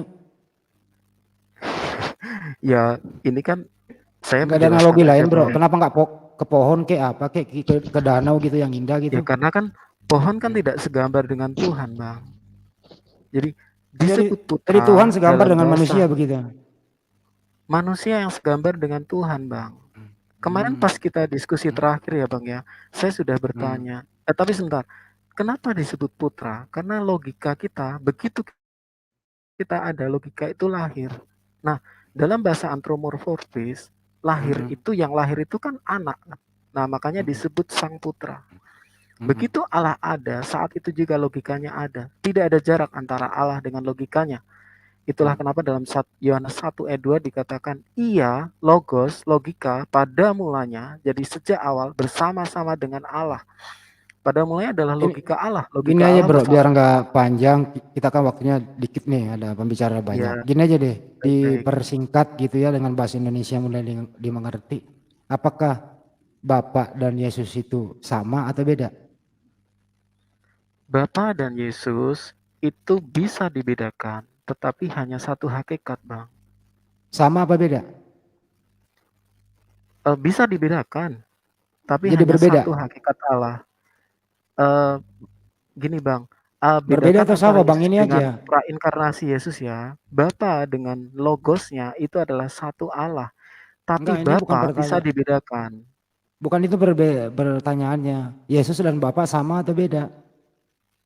Bisa dibedakan, tetapi hanya Jadi satu esensi. jadi berbeda. Bisa dibedakan, tetapi hanya satu esensi. Maksudnya berbeda, Yesus dan Bapak beda apa sama? Bisa dibedakan. Kalau saya Jadi, ditanya beda, kalau Anda coba tanya saya dengan pertanyaan yang sama, langsung saya tanyakan beda. Kenapa beda? Satu, Bapak yang mengutus Yesus, Yesus diutus. Kan gampang jawabannya Mas. Abang mau menjawab seperti itu? Ya nggak apa-apa. Iya. Memang Coba benar. Anda jawab. Bapak mengutus Sama. logosnya, Bang. Coba Anda jawab, Yesus Bapak sama apa beda? Saya tetap jawabnya sama, Bang. Bisa Sama. dibedakan. Di mana samanya? Tubuh sama jiwa Abang kan bisa dibedakan. Tetapi kan Kok ke saya ini bukan Tuhan. Selalu kok ke saya gitu loh. Saya tersinggung loh, saya bukan Tuhan. Nanti anak saya nyembah saya lagi gara-gara Anda ini.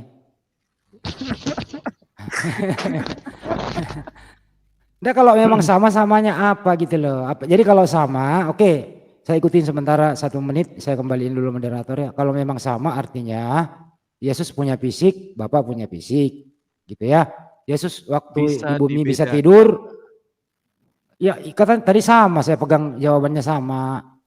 Artinya Bapak punya fisik juga gitu. Bisa dibedakan. Jadi bedanya di mana? Antara Allah, ya kayak gini aja, Bang.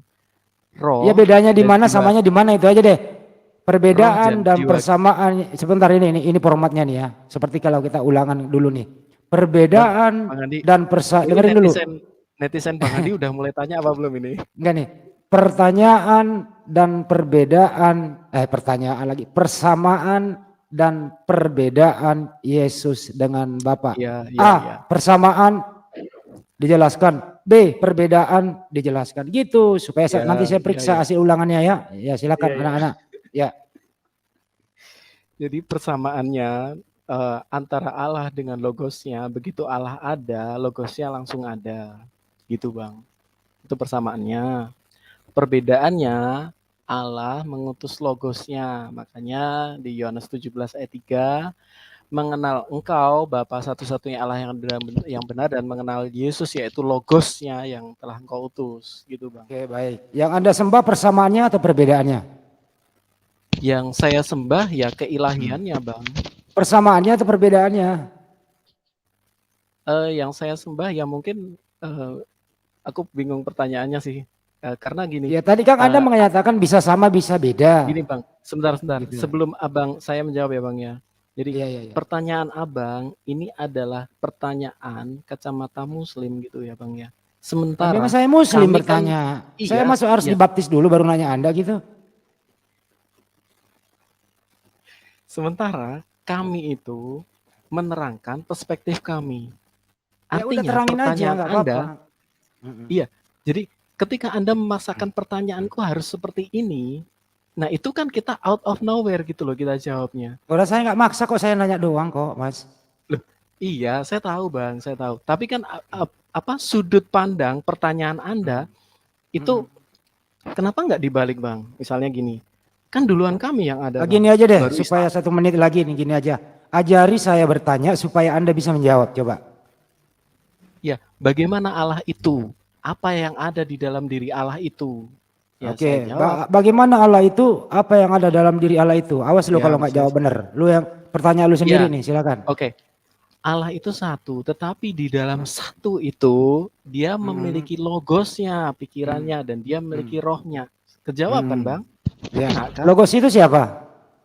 Logos itu pikiran Allah, itu adalah prainkarnasi Yesus. Setelah menjadi manusia, baru Logos itu dinamakan Yesus. Apakah setelah menjadi manusia Allah kekurangan pikiran?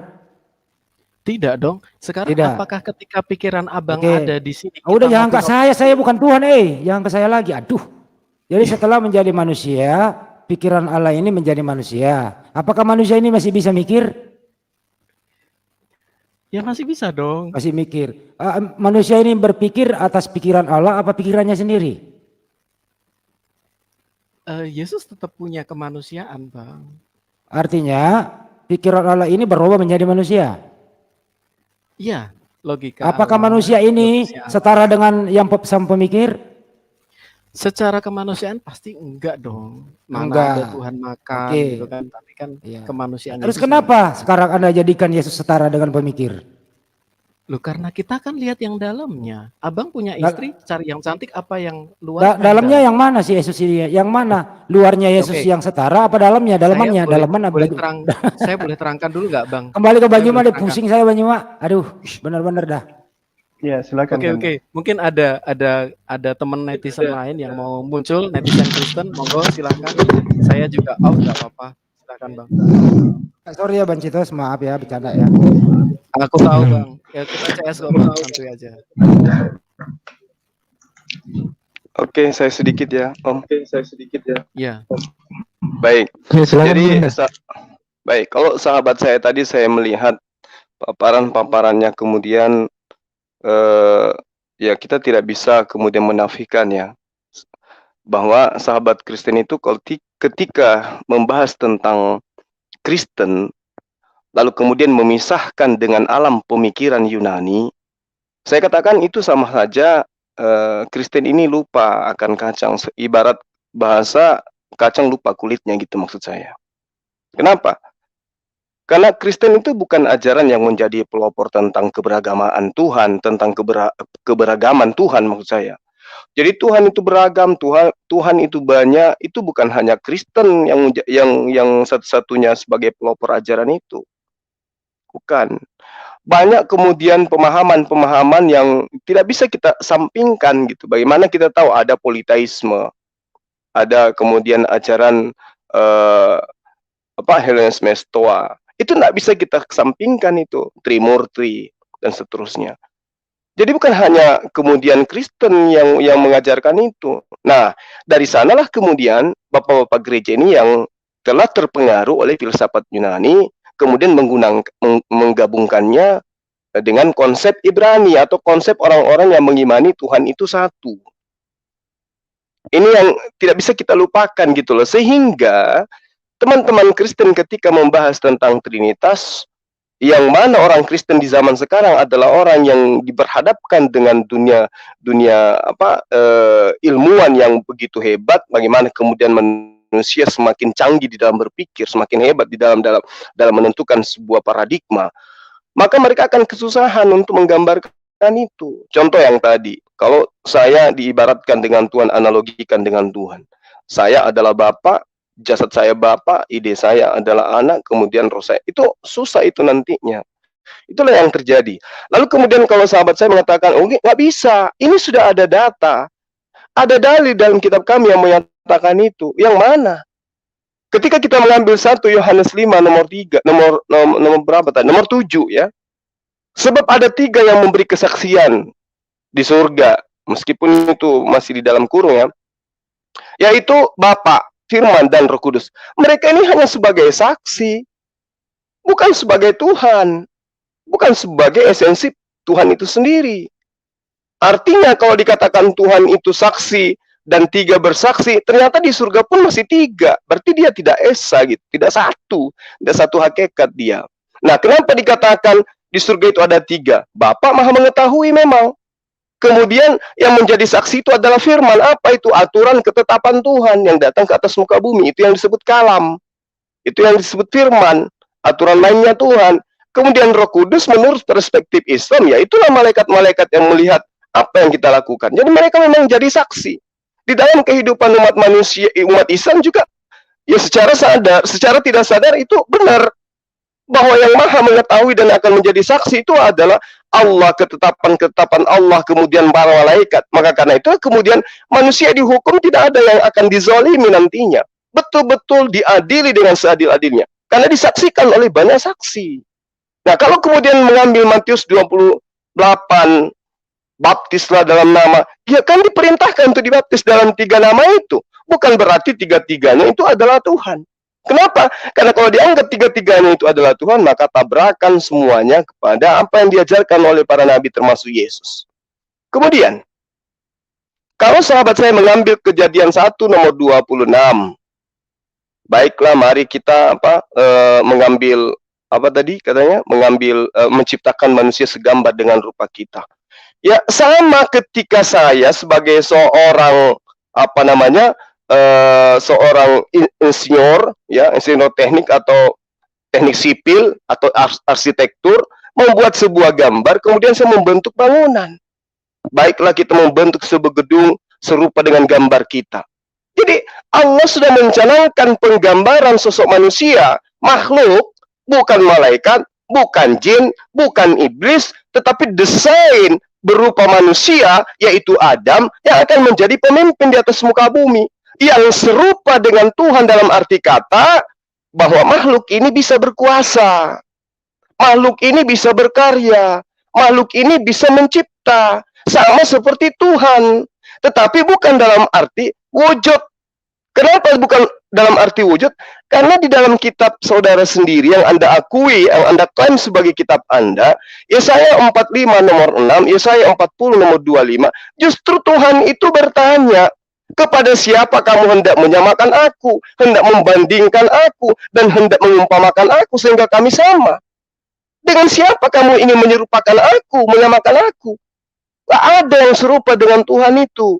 Tapi kalau dalam pandangan bahwa manusia serupa dengan Tuhan dalam arti kata manusia itu mampu berkuasa, manusia itu mampu mencipta, manusia itu mampu memerintah, betul. Karena itulah dia ditunjuk sebagai khalifah. Coba kita lihat dari data Kejadian 1 yang sahabat saya ambil. Berfirmanlah Tuhan, baiklah kita menjadikan manusia menurut gambar dan rupa kita. Tidak ada masalah di situ. Jadi Tuhan sudah membuat gambar, Tuhan sudah membuat desain, kemudian desain itu dijadikan sebagai bentuk ciptaan yang sudah didesain seperti gambar dan rupa yang mereka buat, yang Tuhan buat. Supaya apa? Nah, coba. Itu diterangkan sendiri. Supaya mereka, sang manusia yang digambar, yang dicipta, serupa dengan sketsa yang kita buat itu, berkuasa atas ikan-ikan di laut, dan burung-burung di udara, dan atas ternak, dan atas seluruh bumi, dan atas segala binatang melata di atas bumi, yang merayap di atas bumi gitu. Maka Allah kemudian menciptakan manusia itu menurut gambarnya. Jadi Allah membentuk sebuah perencanaan, kemudian perencanaan itu dituangkan dalam bentuk wujud fisik. Jadi didesain, matanya 2, hidungnya menghadap ke bawah bukan menghadap ke atas, giginya keras, tangannya 2, jari-jarinya 5, kakinya 2. Itu sudah didesain. Tapi bukan berarti Tuhan itu, sang Bapa itu serupa dengan manusia dalam bentuk wujud, bukan. Jangan Anda bilang bahwa Tuhan itu antara laki-laki dan perempuan. Nanti jadi bencong dia. Karena manusia itu ternyata dicipta menjadi laki, dicipta menjadi perempuan. Nah, kalau serupa dengan wujud Tuhan, Tuhan kita itu laki apa perempuan? Kalau serupa dengan wujudnya Tuhan, berarti Tuhan itu berkelamin. Nauzubillah summa nauzubillah. Kemudian di data selanjutnya dikatakan, Allah memberkati mereka. Lalu Allah kemudian berfirman kepada makhluk yang digambar, yang dicipta sesuai dengan gambarnya, sesuai dengan keinginannya, sesuai dengan idenya. Beranak cuculah dan bertambah banyaklah. Apa iya Tuhan itu serupa dengan makhluk sehingga dia harus beranak cucu juga? Nggak mungkin. Jadi kesalahan berpikir, kesesatan berlogika, itu tidak bisa kemudian dijadikan sebagai sandaran untuk mengiyakan, memberikan legitimasi terhadap pengajaran politeisme yang memahami bahwa Tuhan itu banyak. Sekali lagi saya ingin mengatakan bahwa seluruh nabi itu mengajarkan tentang tauhid, satu Tuhan, tidak ada Tuhan lain. Yesus ketika dia datang, ya, senantiasa menunjuk kepada pribadi lain. Ketika dia menunjuk kepada dirinya, apa yang terjadi? Di situ muatannya adalah hanya sebagai utusan, sebagai orang yang diperintah, sebagai orang yang tidak berkata-kata dari dirinya sendiri. Itu satu.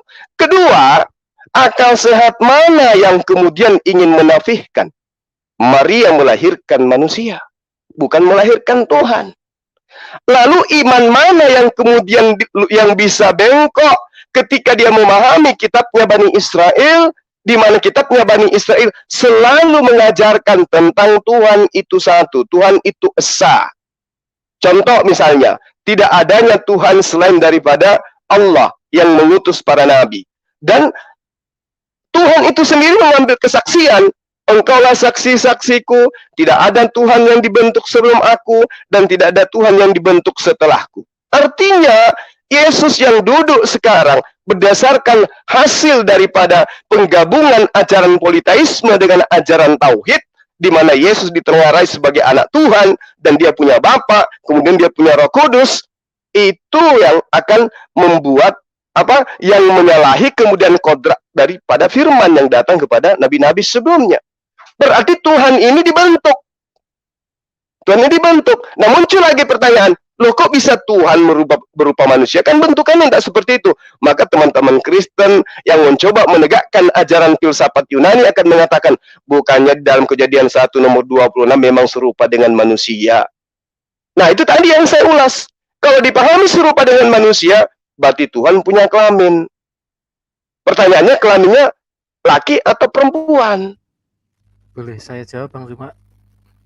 Boleh, silakan. Saya share screen ya. Boleh. Ya siap Bang, silakan Bang. Ya, ini adalah menurut Kayaknya mic-nya diperbaiki dulu kayaknya. Oh, halo Bang. Halo Bang. Ya sudah agak mendingan ya. Oh iya ya.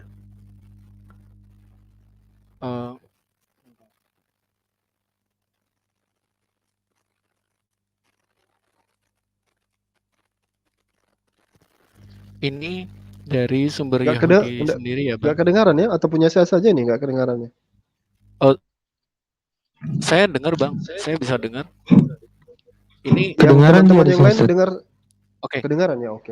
Ya. Lanjut. Jadi gini Bang, ini adalah Kejadian 1 ayat 26 tadi ya Bang ya. Nah, ketika Tuhan menciptakan Adam, apa yang terjadi pada waktu itu? Nah, malaikat malaikat mengalami kekeliruan. Bahkan even the angel told Adam the Lord of all, and they were about to salute him. Holy, holy, holy is the Lord of hosts. Jadi bukan sekedar apa ya yang abang bilang mengenai arsitek dan lain sebagainya. Saya bawakan sumber langsung ya, bahwa malaikat sendiri sampai menyembah Adam. Artinya bahwa image benar-benar 11-12 dengan Tuhan, dengan image-nya Tuhan. Jadi bisa dilihat bagaimana ya tubuh jiwa roh manusia yang Tritunggal ini memang ekuivalen dengan Tritunggalannya Allah. Malaikat berhenti ketika Tuhan membuat Adam tidur.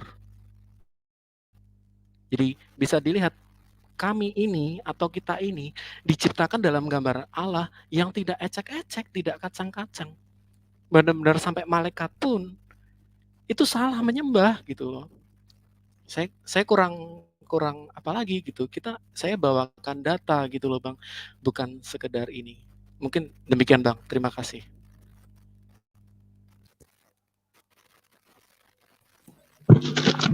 Oke, di sini Silakan kita yang lain sudah biar kita berbagi. Silakan. ya, mungkin Bang Bonar mungkin silakan. Ya, makasih Bang admin. Mohon maaf, saya share screen ya, biar lebih enak gitu. Iya, silakan Bang. Iya, udah muncul ya. Nah, jadi saya mau menyampaikan hal yang paling pokok tentang Trinitas yang perlu dipahami oleh teman-teman Kristen supaya kemudian teman-teman Kristen itu tidak lompat sana lompat sini dan berusaha untuk disiplin gitu. Jadi ini gambar dari Trinitas ya, perisai Trinitas. Ini dari bukunya Wayne Grudem. Dan sejatinya dia adalah 3 pribadi, bukan 3 sifat, tapi 3 pribadi. Pribadi apa? Pribadi God, berbeda, tidak bercampur, dalam artian mestinya terpisah, namun mereka bertiga satu hakikat gitu. Jadi ada 3 prinsipnya Bang Citos. Yang pertama, God is 3 person gitu. Artinya kita harus baca ini dari luar. Ada 3 person, Bapa bukan Roh Kudus bukan anak bukan Bapa. Itu prinsip yang pertama. Lalu prinsip yang kedua, each person is fully God. The Father is God, the Holy Spirit is God, the Son is God. Kita baca dari luar ke dalam. Lalu kemudian prinsip yang ketiga, there is one God gitu. Nah, jadi kalau misalnya Bang Citos bilang bahwa Bapa adalah Holy Spirit, adalah the Son, adalah Bapa, maka Bang Citos itu masuk dalam kategori oneness. Jadi prinsip yang pertama, God is three harus kita pegang. Lalu kemudian yang kedua, each person is God, is fully God. Jadi setiap person, setiap God itu adalah God seutuhnya, Tuhan seutuhnya. Jadi kalau misalnya Bang Citos bilang ya, bahwa Yesus itu adalah logos, bukan pribadi tapi hanya sifat, sehingga Yesus itu bukan fully God. Nah itu sebenarnya abang udah agak bermasalah dengan Trinitas. Karena apa? Karena 3 pribadi ini harusnya berbeda dan seutuhnya God, bahkan setara. Lalu kemudian pertanyaannya adalah there is one God. Teman-teman Kristen tidak mau jujur mengakui bahwa ini adalah 3 pribadi God yang berbeda, tidak bercampur, namun mereka sama-sama God. Sehingga kemudian there is one God harus dipegang. Jadi kalau kita bilang kepada Bang Deki Ngadas, Pak Deki Ngadas, Tuhanmu 3 ya. Dia bilang, Anda itu strawman karena tidak ada Kristen yang mengakui 3 God. Betul, tidak ada yang mengakui karena tidak bersedia jujur. Nah, maka kemudian coba kita ambil prinsip penting dari Pak Paul Zeng.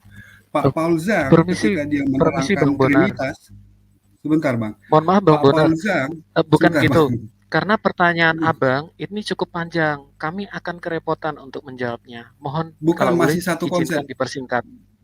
Ya, jadi kalau kita pakai konsepnya Paul Zeng, dia menjelaskan Trinitas dengan istilah nenek-nenek.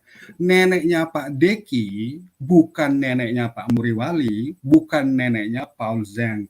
Tapi ketiga nenek-nenek itu adalah pribadi nenek-nenek yang sama-sama nenek-nenek. Lalu pertanyaannya adalah apakah yang dimaksud dengan pribadi? Pribadi itu memenuhi 8 kriteria. Pribadi itu harus ada dan memiliki identitas. Yesus adalah ada dan kemudian memiliki identitas. Bapaknya juga begitu, Roh Kudus juga begitu. Lalu kemudian yang kedua, pribadi itu sadar akan eksistensinya dan identitasnya. Yesus itu sadar akan eksistensinya dan dia tahu identitasnya. Lalu yang ketiga, akan menggunakan kata ganti orang aku. Yesus mengatakan aku, Bapa juga mengatakan aku. Lalu kemudian yang keempat, dapat mengenali eksistensi dari oknum lain. Yesus dapat mengenali Bapaknya, Bapaknya dapat mengenali Yesus. Terus kemudian yang kelima, memiliki kehendak. Yesus berusaha untuk tidak disalib. Lalu kemudian dia ngikut Bapaknya. Artinya ada dua kehendak di situ. Terus kemudian tidak dapat memiliki dua kehendak yang berbeda dan saling berlawanan pada satu waktu yang bersamaan. Terus kemudian memiliki atau mampu berkomunikasi. Yesus berdoa kepada Bapaknya, mereka berkomunikasi. Terus kemudian yang ke-8, tidak harus selalu memiliki tubuh gitu. Kesimpulannya apa? Kesimpulannya adalah bahwa Yesus itu pribadi. Ketika Bang Citos bilang bahwa Yesus itu adalah Logos, berarti dulunya Tuhan itu hanya satu, lalu kemudian keluar dan berasal dari Bapa menjadi pribadi lain, sama seperti pikirannya Pak Citos, dulunya itu ada di dalam diri Pak Citos, lalu kemudian keluar dari diri Pak Citos dan menjelma menjadi manusia lain yang sekarang duduk bersama Pak Citos. Menurut Albert Rumampo, Pak BN, Bambang Nursena, itu adalah sesat gitu. Kenapa? Karena dia menganggap bahwa Sang Logos itu hanya kemampuan berpikir. Kalau kita baca lebih jauh ya, kita baca lebih jauh di sini disebutkan, mohon perhatian, dalam seminarnya di Palu, Bambang Nursena memamerkan kefasihannya berbahasa Aram. Ada seorang teman saya yang awalnya percaya Tritunggal Barat, tapi karena dia fasih, dia melihat Bambang Nursena fasih, lalu kemudian dia ngikut Pak Bambang Nursena. Jadi hati-hati Bang. Jadi lebih baik strict to the doktrinmu, lalu kemudian terima doktrinmu. Kalau misalnya itu bermasalah, tinggalkan gitu Bang. Terima kasih. Mungkin Bang Baik, Citos ini mau karena ditanggapi, silakan pertanyaannya Bang. cukup banyak ya Bang. Ya, kayak pertanyaan cukup banyak. Saya jujur saya tidak bisa menjawab semua Bang. Ya, tapi yang saya boleh catat ya, Tuhan itu 3, dia harus setara atau fully God gitu ya Bang, dan harus satu Tuhan, harus one God. Nah, yang setara dengan Pak Bonar itu adalah tidak ada yang setara dengan Pak Bonar. Yang ada hanyalah pikiran Pak Bonar dan roh Pak Bonar. Oke, ini permasalahan setara selesai ya Bang ya. Karena yang setara dengan Allah hanyalah logosnya dan rohnya, sama dengan Bang yang Citos, setara dengan Bapak. Bang Sebentar Citos, Pak, kita fokus ke situ boleh aja saya dulu, ke selesaikan analogi itu dulu? aja dulu. Sebentar, enggak gini.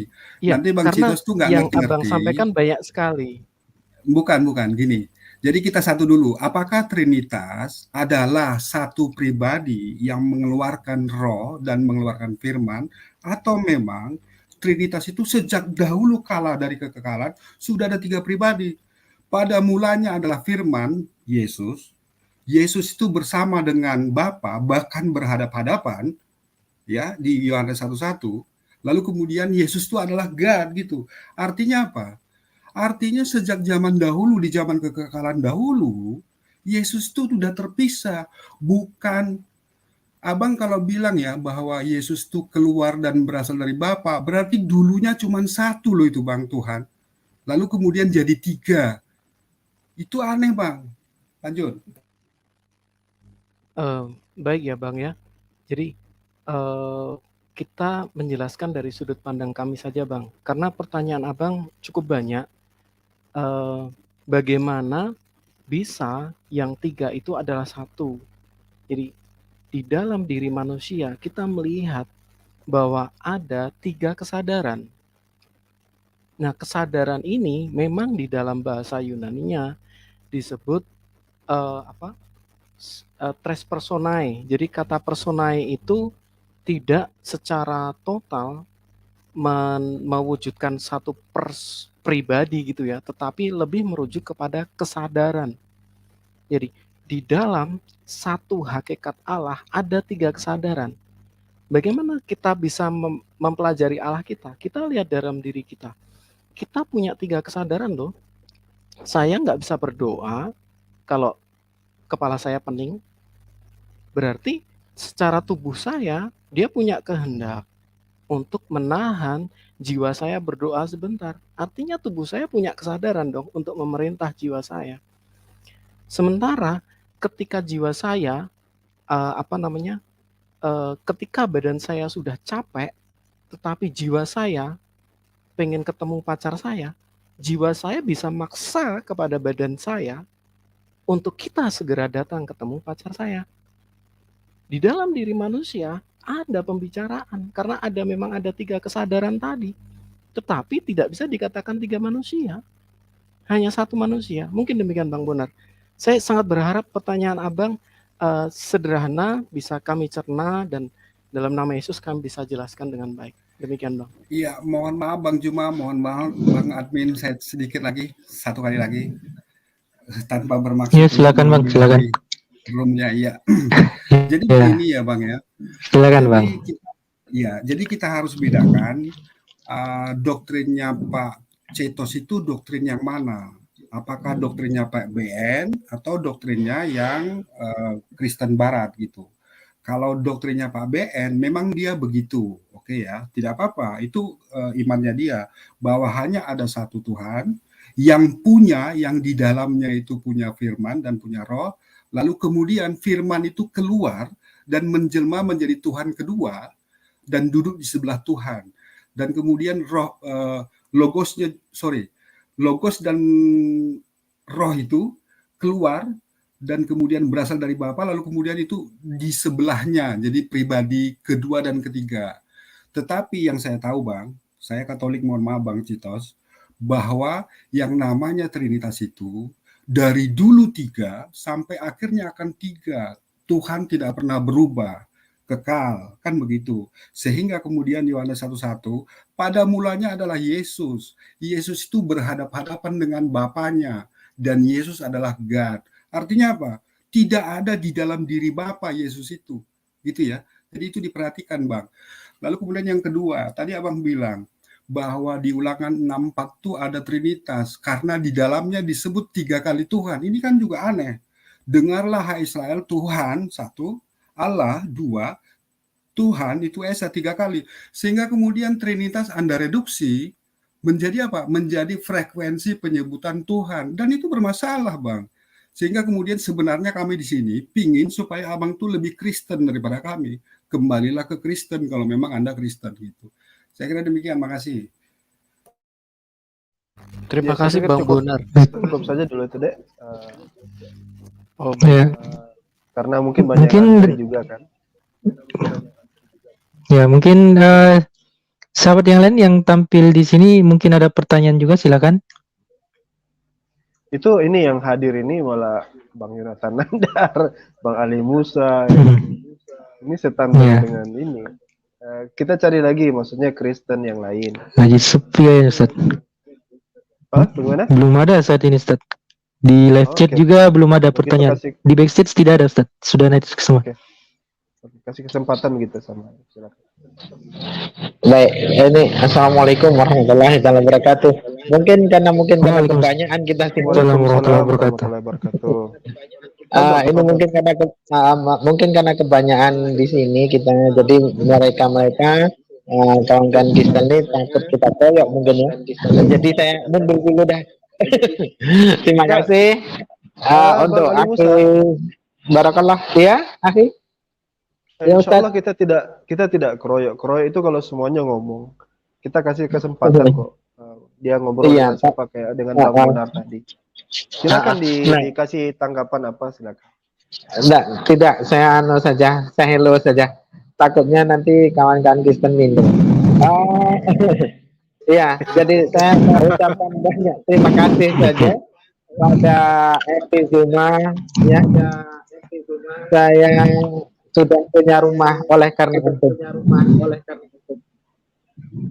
Jadi saya sudah kebeli rumah, sudah saya bayar tadi, duit dari antum juga.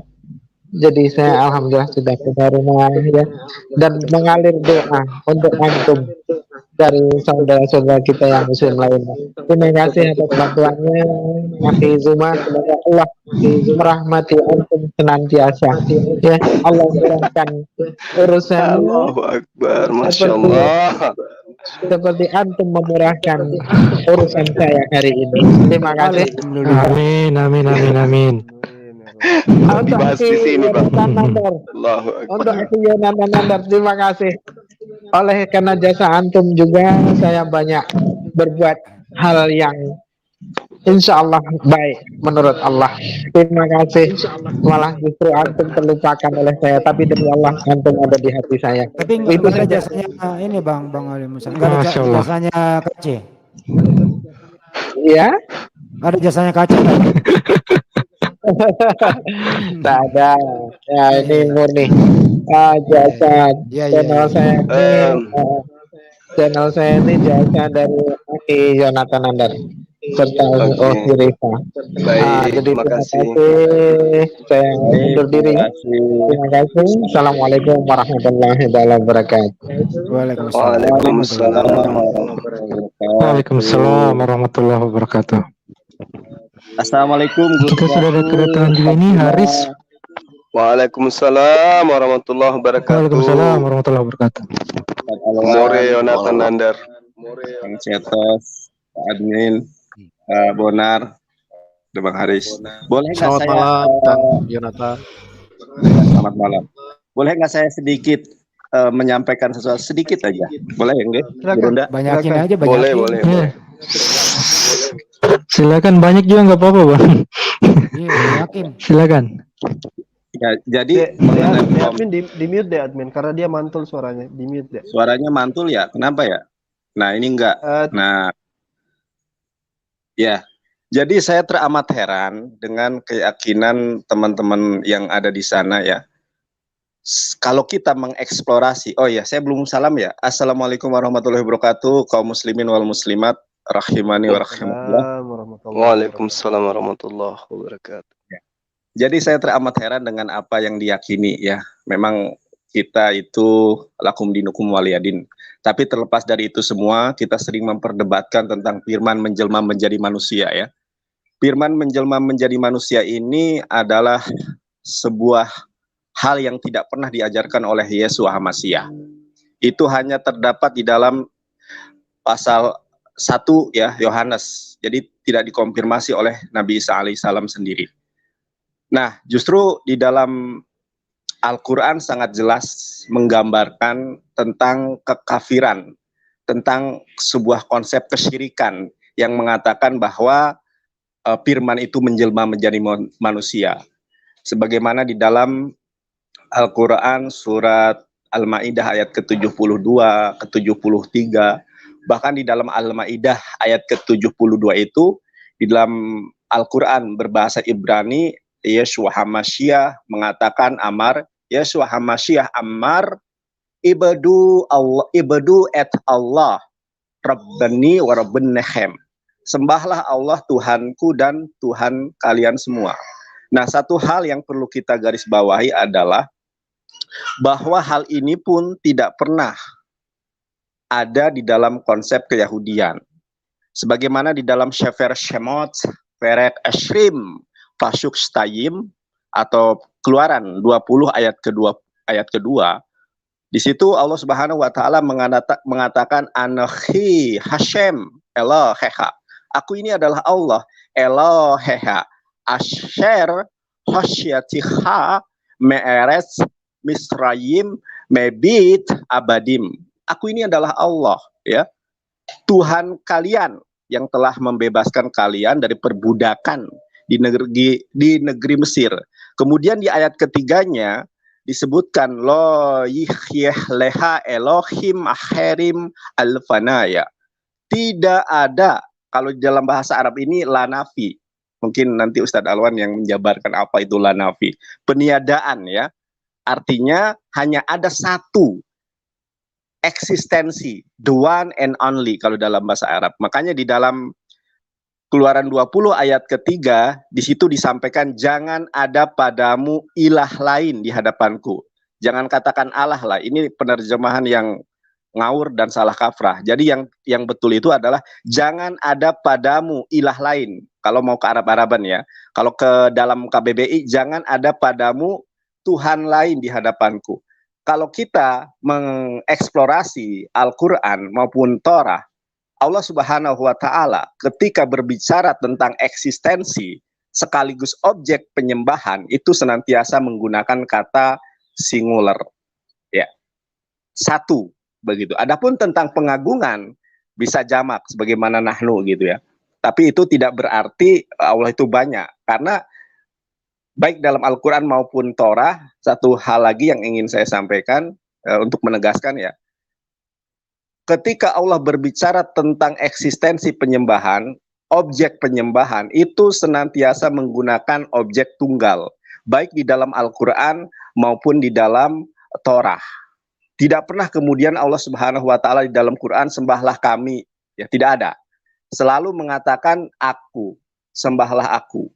Sebagaimana di dalam Quran surat Toha ayat 14, innani sesungguhnya aku annallahu la ilaha illa ana fa'budni wa aqimus sholata lidzikri.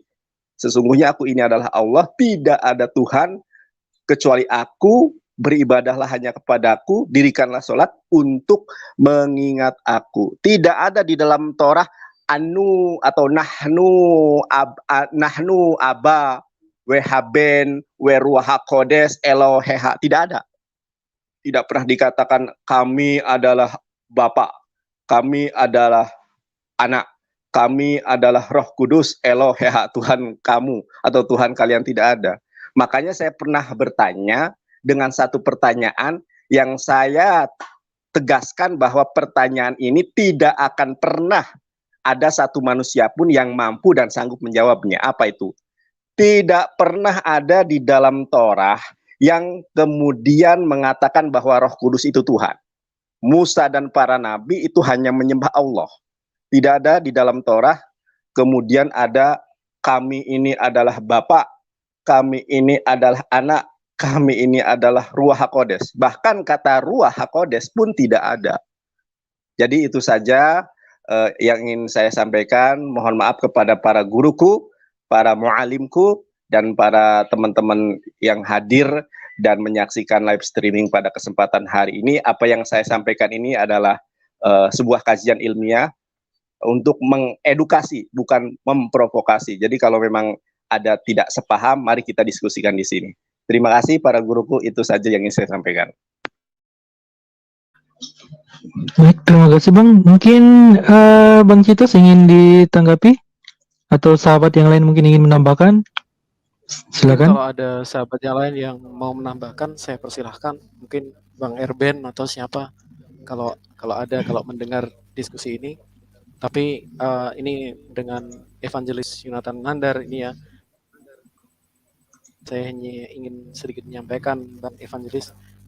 Jadi bagaimana kami bisa disebut mensyirikkan Tuhan ketika kami menyembah Allah dan firman-Nya? Bukankah Allah dan firman-Nya adalah satu hakikat Allah?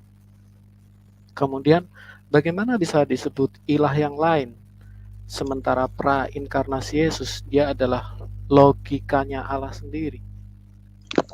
Jadi mohon maaf Bang Nandar, bagi kami tuduhan ini jauh panggang dari api. Kami yang tahu keimanan kami Bang Nandar, bukan Anda. Jadi baiklah Anda melihat kami dari sisi kami memandang keimanan kami. Ya mungkin seperti itu Bang. Terima kasih Bang Nandar. Monggo.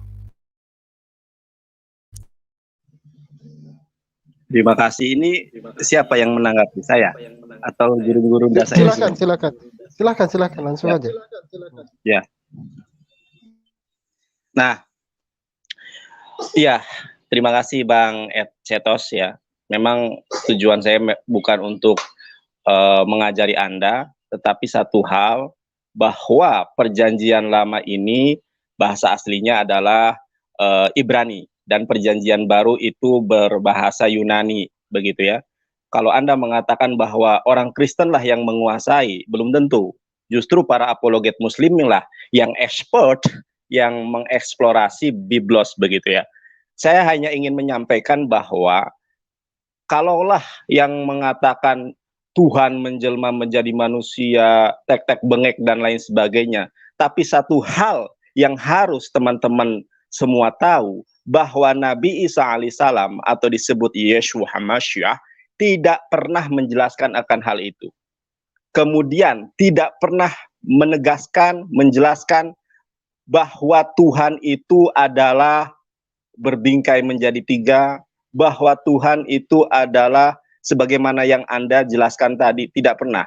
Makanya saya tadi mengatakan tentang Tuhan menjelma menjadi manusia itu tidak ada dasarnya. Justru Yohanes 1 ayat ke-1 itu ada sebuah identifikasi, itu bukan perkataan Nabi Isa alaihissalam.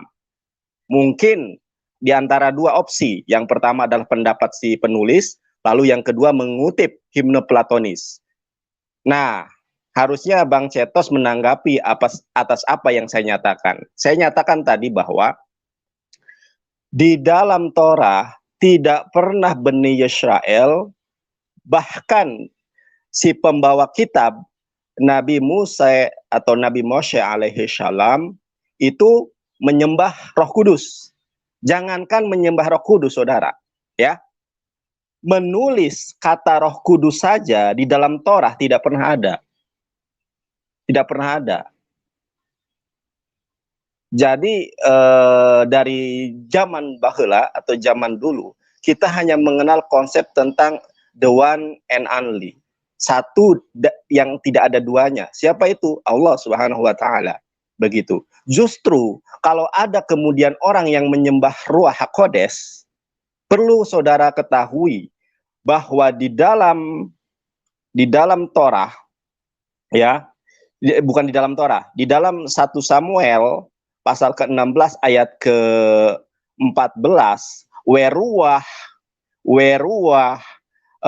Hashem, weruah Adonai, weruah Yehova, syarah me'im Shaul, yubiatatu ruah ra'ah me'et Adonai, me'et Hashem, me'et Elohim.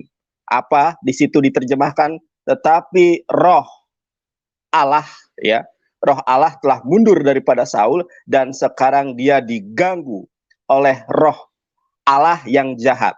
Jadi ternyata yang dimaksud dengan roh itu adalah kepemilikan, ciptaan, makhluk.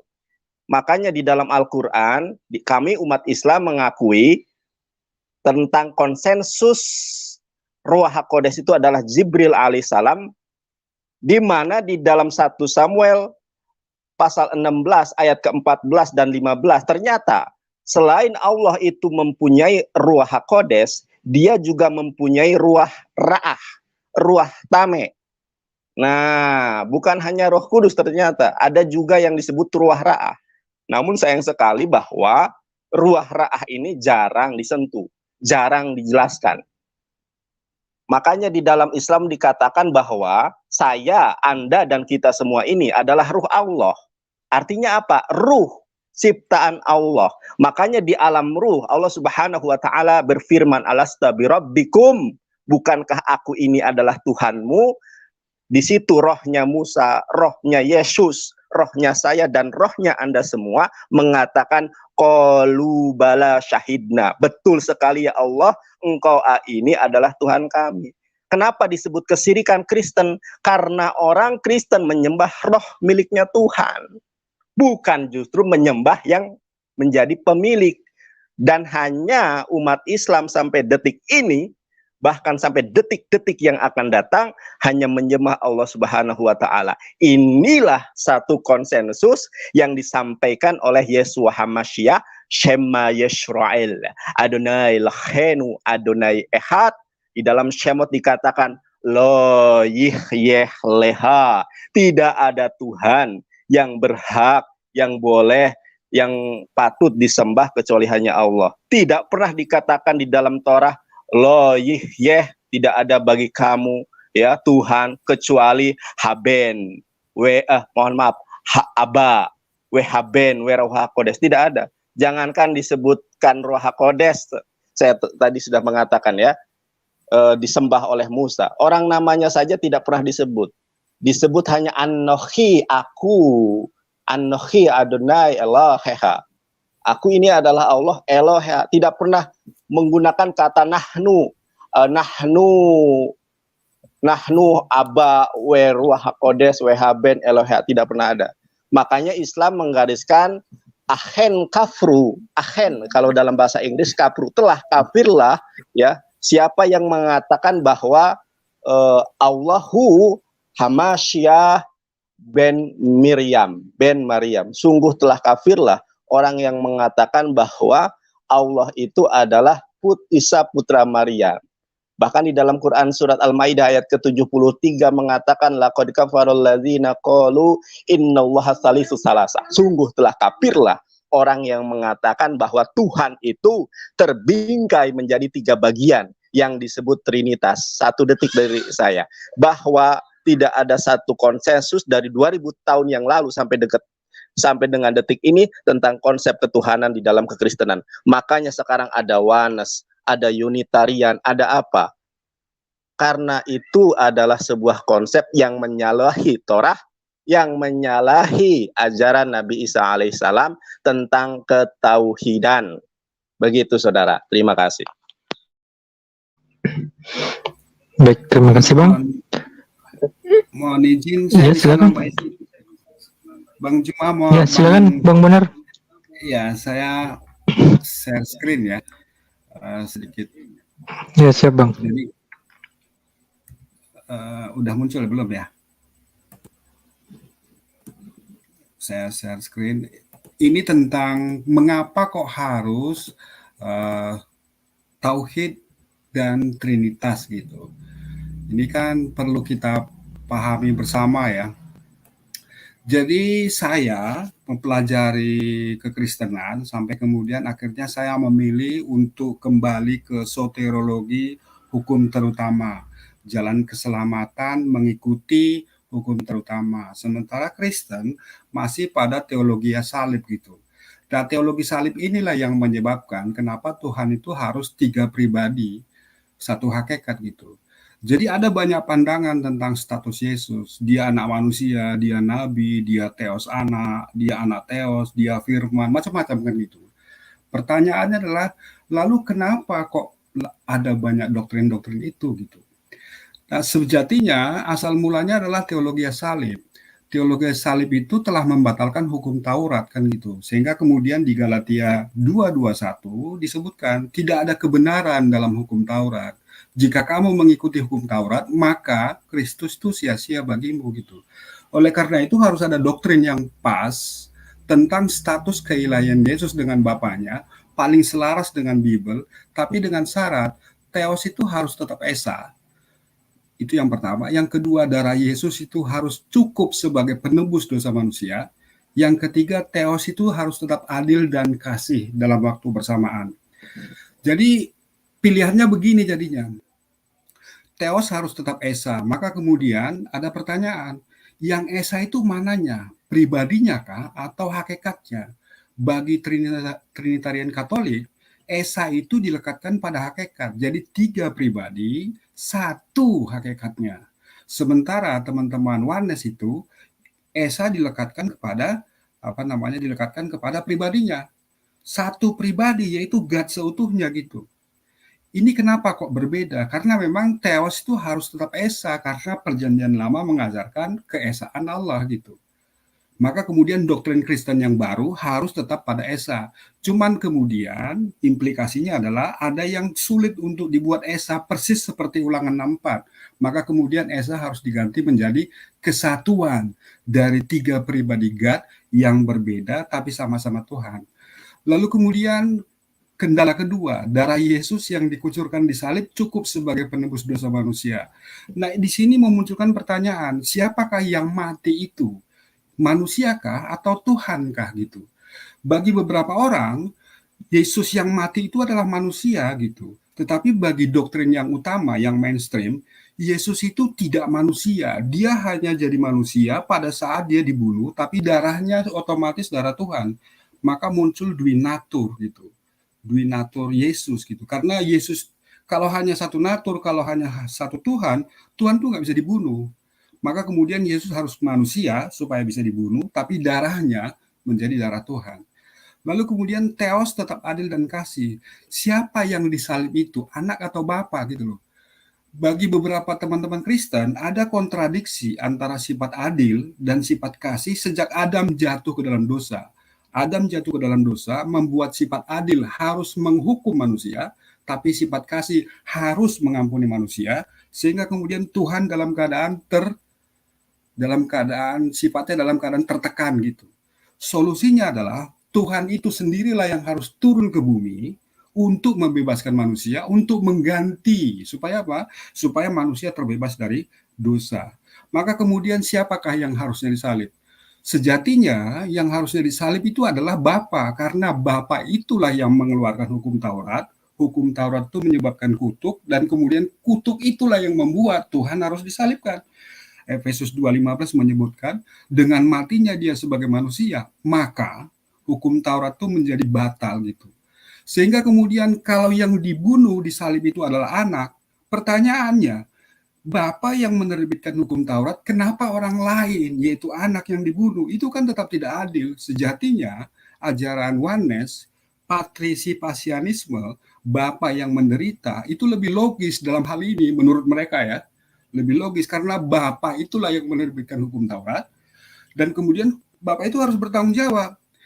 Ketika saya tanya Pak Beni Rawan, Pak Beni, kalau Yesus bukan Tuhan, lalu bagaimana status keselamatan kalian?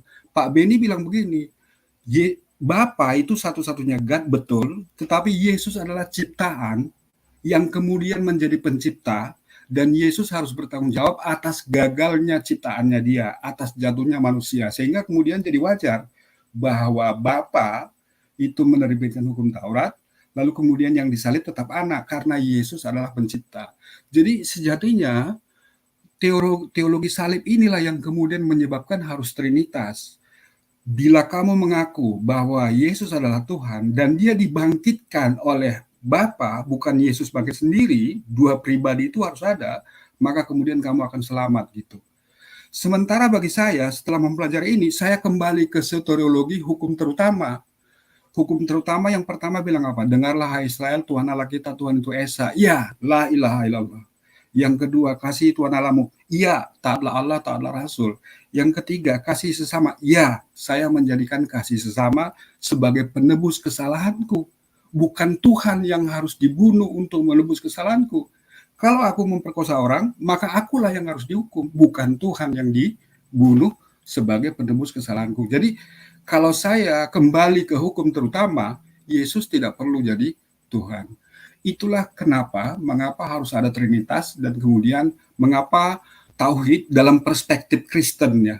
Dalam perspektif Kristen yang saya imani dulu gitu. Terima kasih Bang. Baik, terima kasih Bang untuk penjelasannya. Ya, mungkin Bang Citos ingin menanggapi sebelum kita menutup dari ini karena kita sudah di penghujung acara. Silakan Bang. Baik, mohon maaf saya share sebentar ya Bang ya, karena kan saya tidak bisa menjawab semuanya, tapi moga-moga ini berguna buat kita semua. Baik, siap, silakan Bang. Ketika Bang, saya cuma catat sedikit ya. Ketika Bang Nandar mengatakan bahwa di PL bahwa Tuhan menjadi manusia. Nah, ini mohon maaf. Ya. Saya ralat ya. Bukan saya ralat. Saya mengoreksi Anda. Saya tadi mengatakan tidak pernah ada di dalam Torah. Nah, Torah dengan PL ini berbeda. Kalau PL itu tanah, Torah, Nevi'im, Ketubim. Yang dimaksud Torah itu adalah Sheper Bereshit, Shemot, Vaikra, Mebidbar, Debarim. Itu disebut Torah. Silakan. Oh baik. Ya. terima kasih. Mungkin saya kurang tahu apa itu Tanakh ya Bang ya. Jadi saya hanya sampaikan bahwa di dalam Kejadian 18 ayat 22 di sini dikatakan seperti ini. Lalu berpalinglah orang-orang itu dari situ dan berjalan Sodom. Tetapi Abram masih tetap berdiri di hadapan siapa? Yod-Heh-Vav-Heh. Nah, ketika kita buka satu pasal penuh, kemudian Yod-Heh-Vav-Heh menampakkan diri kepada Abraham. Jadi terjawab ya pertanyaan tadi. Bahkan Yod-Heh-Vav-Heh apa? Dia makan dari 3 sukat tepung terbaik, makan dari seekor anak lembu, kemudian makan dadi dan susu, serta anak lembu. Artinya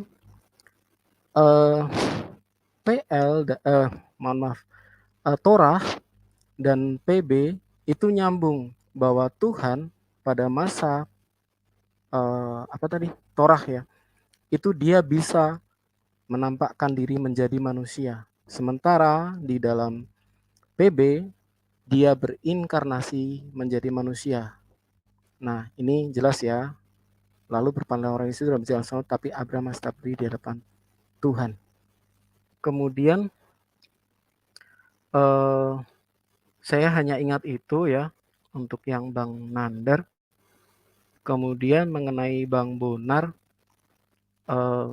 saya sebenarnya sudah gampang sekali ya. Kenapa kita tidak yang dekat saja gitu ya? Dekat saja maksudnya gimana? Kenapa harus mengatasi ke berbagai apologisnya si siapa namanya? Si ini gimana sih?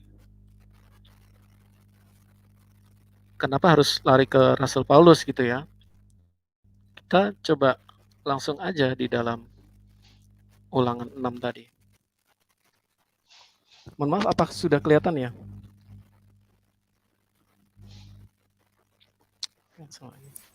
Jadi Belum, di Pak. dalam Ulangan tadi sudah kelihatan bahwa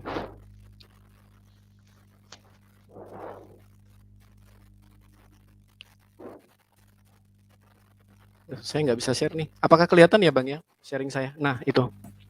Jadi kelihatan bahwa concerning the meaning of the Shema Yisrael, ini adalah kitab dari Kabalah Yahudi, yaitu dari kitab Zohar. Dikatakan the two word Shema Yisrael express apa? A unification of 3 sides. Jadi ada 3 sisi yang bersatu, yang adalah Hashem Eloheinu Hashem, di mana ketiganya adalah satu. Artinya ayat ini nggak berhenti di situ, tapi bergulir.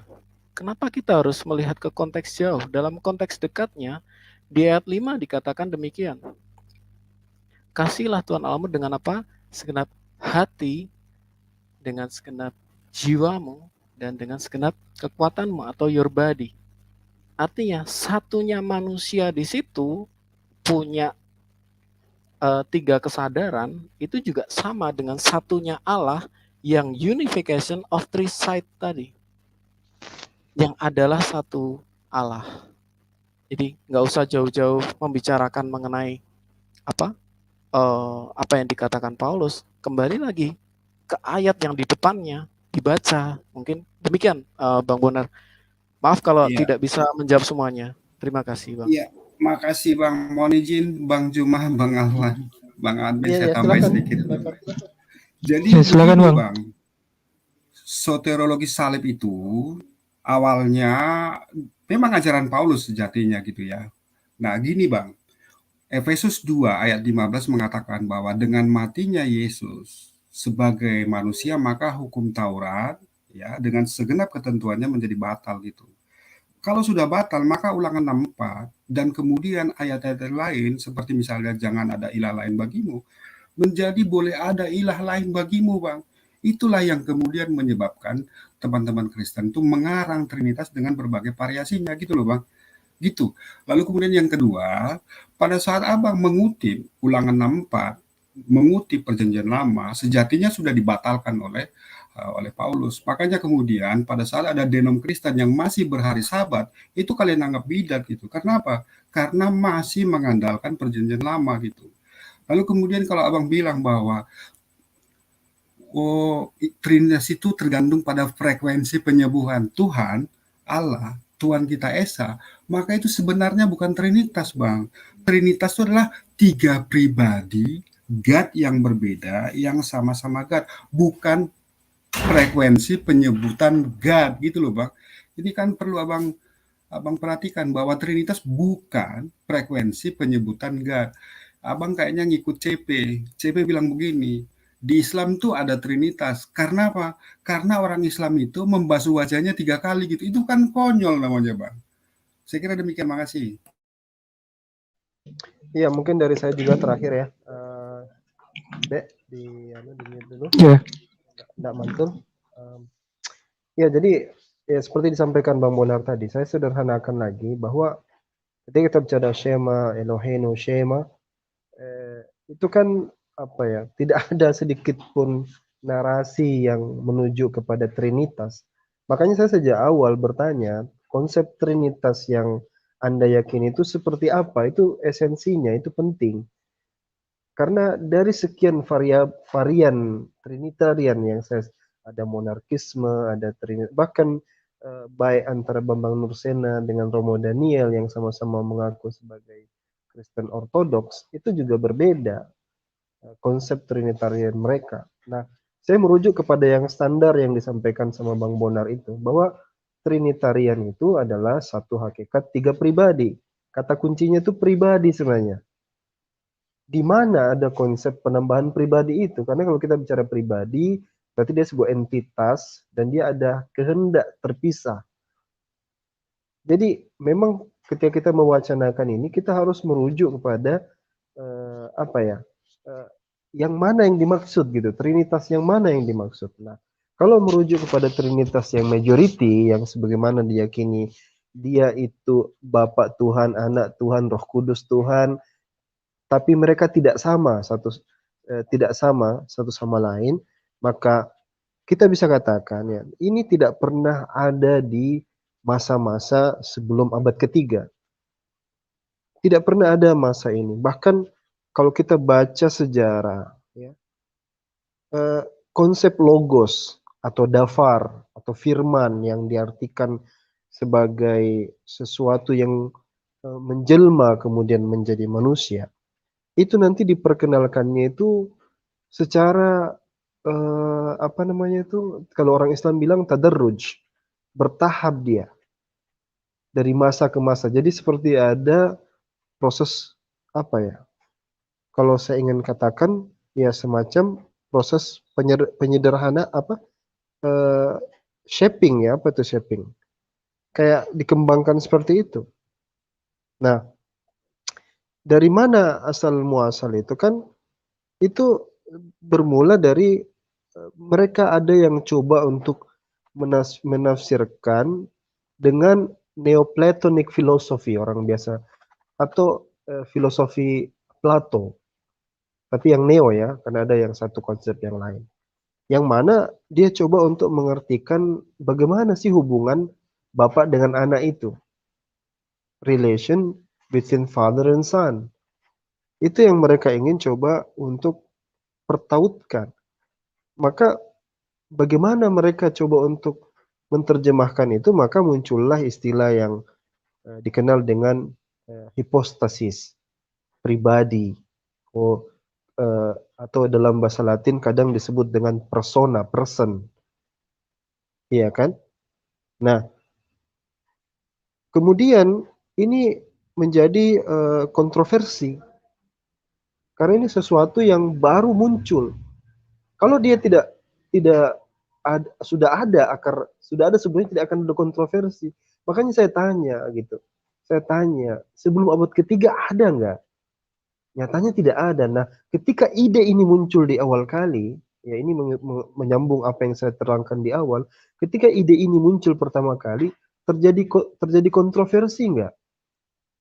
Jawabnya terjadi dispute. Terjadi perpecahan di tengah masyarakat. Loh, ini apa-apaan ini? Yang kemudian kita peruncing saja sebagai perseteruan antara Athanasius dengan Arius. Dua kelompok besar ini. Artinya, dan ada di antaranya yang semi-semi lah, yang setengah antara dukung Arius, terus juga dukung Athanasius. Jadi ini sesuatu ide baru, konsep ketuhanan.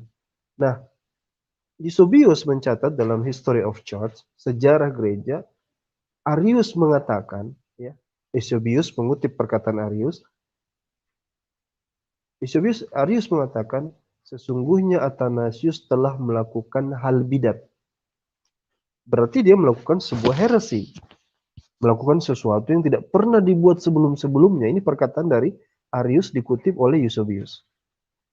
Nah, tetapi yang menjadi masalah adalah campur tangan politik, di mana Konstantin itu yang punya peran penting di Konsili Nisea kan. Konstantin inilah yang kemudian yang bermain gitu, ingin ini tuntas, ingin ini clear. Makanya di kredo, salah satu kredo di dalam Konsili Nisea yang dihasilkan itu adalah bahwa anak Tuhan yang benar berasal dari Tuhan yang benar. Anak Tuhan adalah Tuhan yang benar yang berasal dari Tuhan yang benar.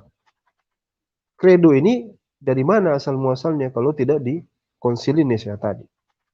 Sehingga kita bisa sesederhana itu menilai ya, bahwasanya ini adalah sesuatu yang diada-adakan, yang muncul di abad ketiga. Adapun generasi setelahnya ini, itu hanya mengikuti saja dengan berbagai macam varian-varian. Tapi sampai detik ini juga kita dapati berbagai varian model pemahaman ketuhanan Yesus itu muncul juga di permukaan.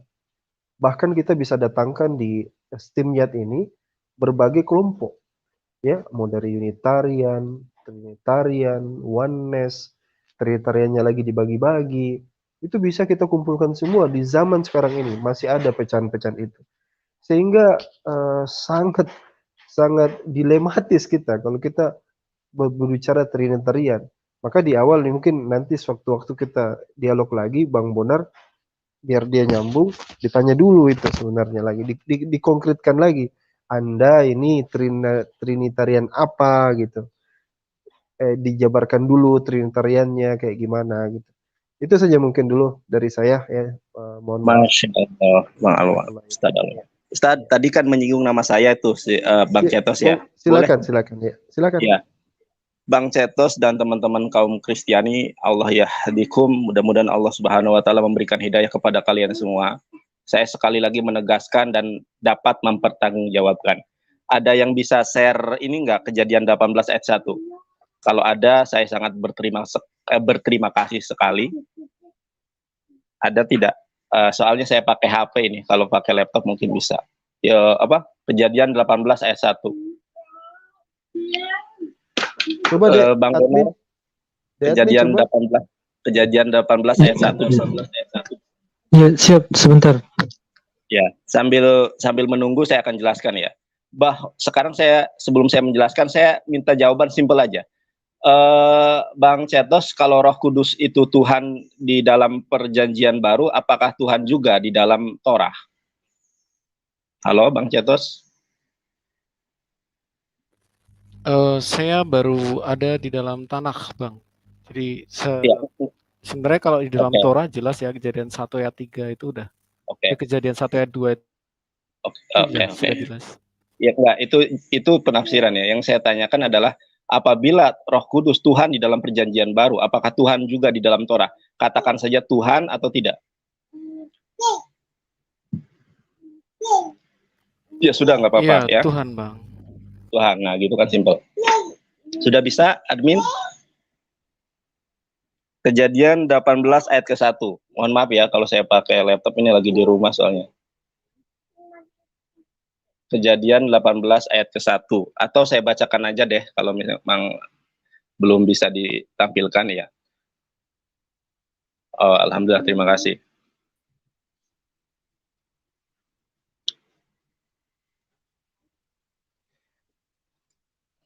Bisa diperbesar enggak? Atau saya baca di sini, atau teman-teman yang di rumah juga bisa mengecek langsung ya.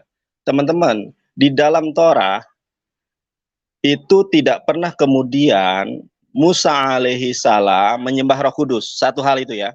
Apabila Roh Kudus itu Tuhan di dalam perjanjian baru, tentunya di dalam perjanjian lama, terutama Torah yang dibawa oleh Musa alaihi salam, Tuhan juga. Nah, masalahnya konsep Trinitas ini tidak pernah diajarkan oleh Nabi Musa alaihi salam.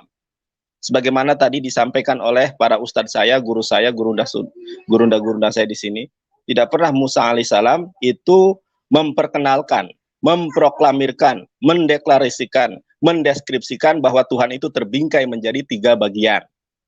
Jangankan terbagi menjadi 3 bagian, saudara.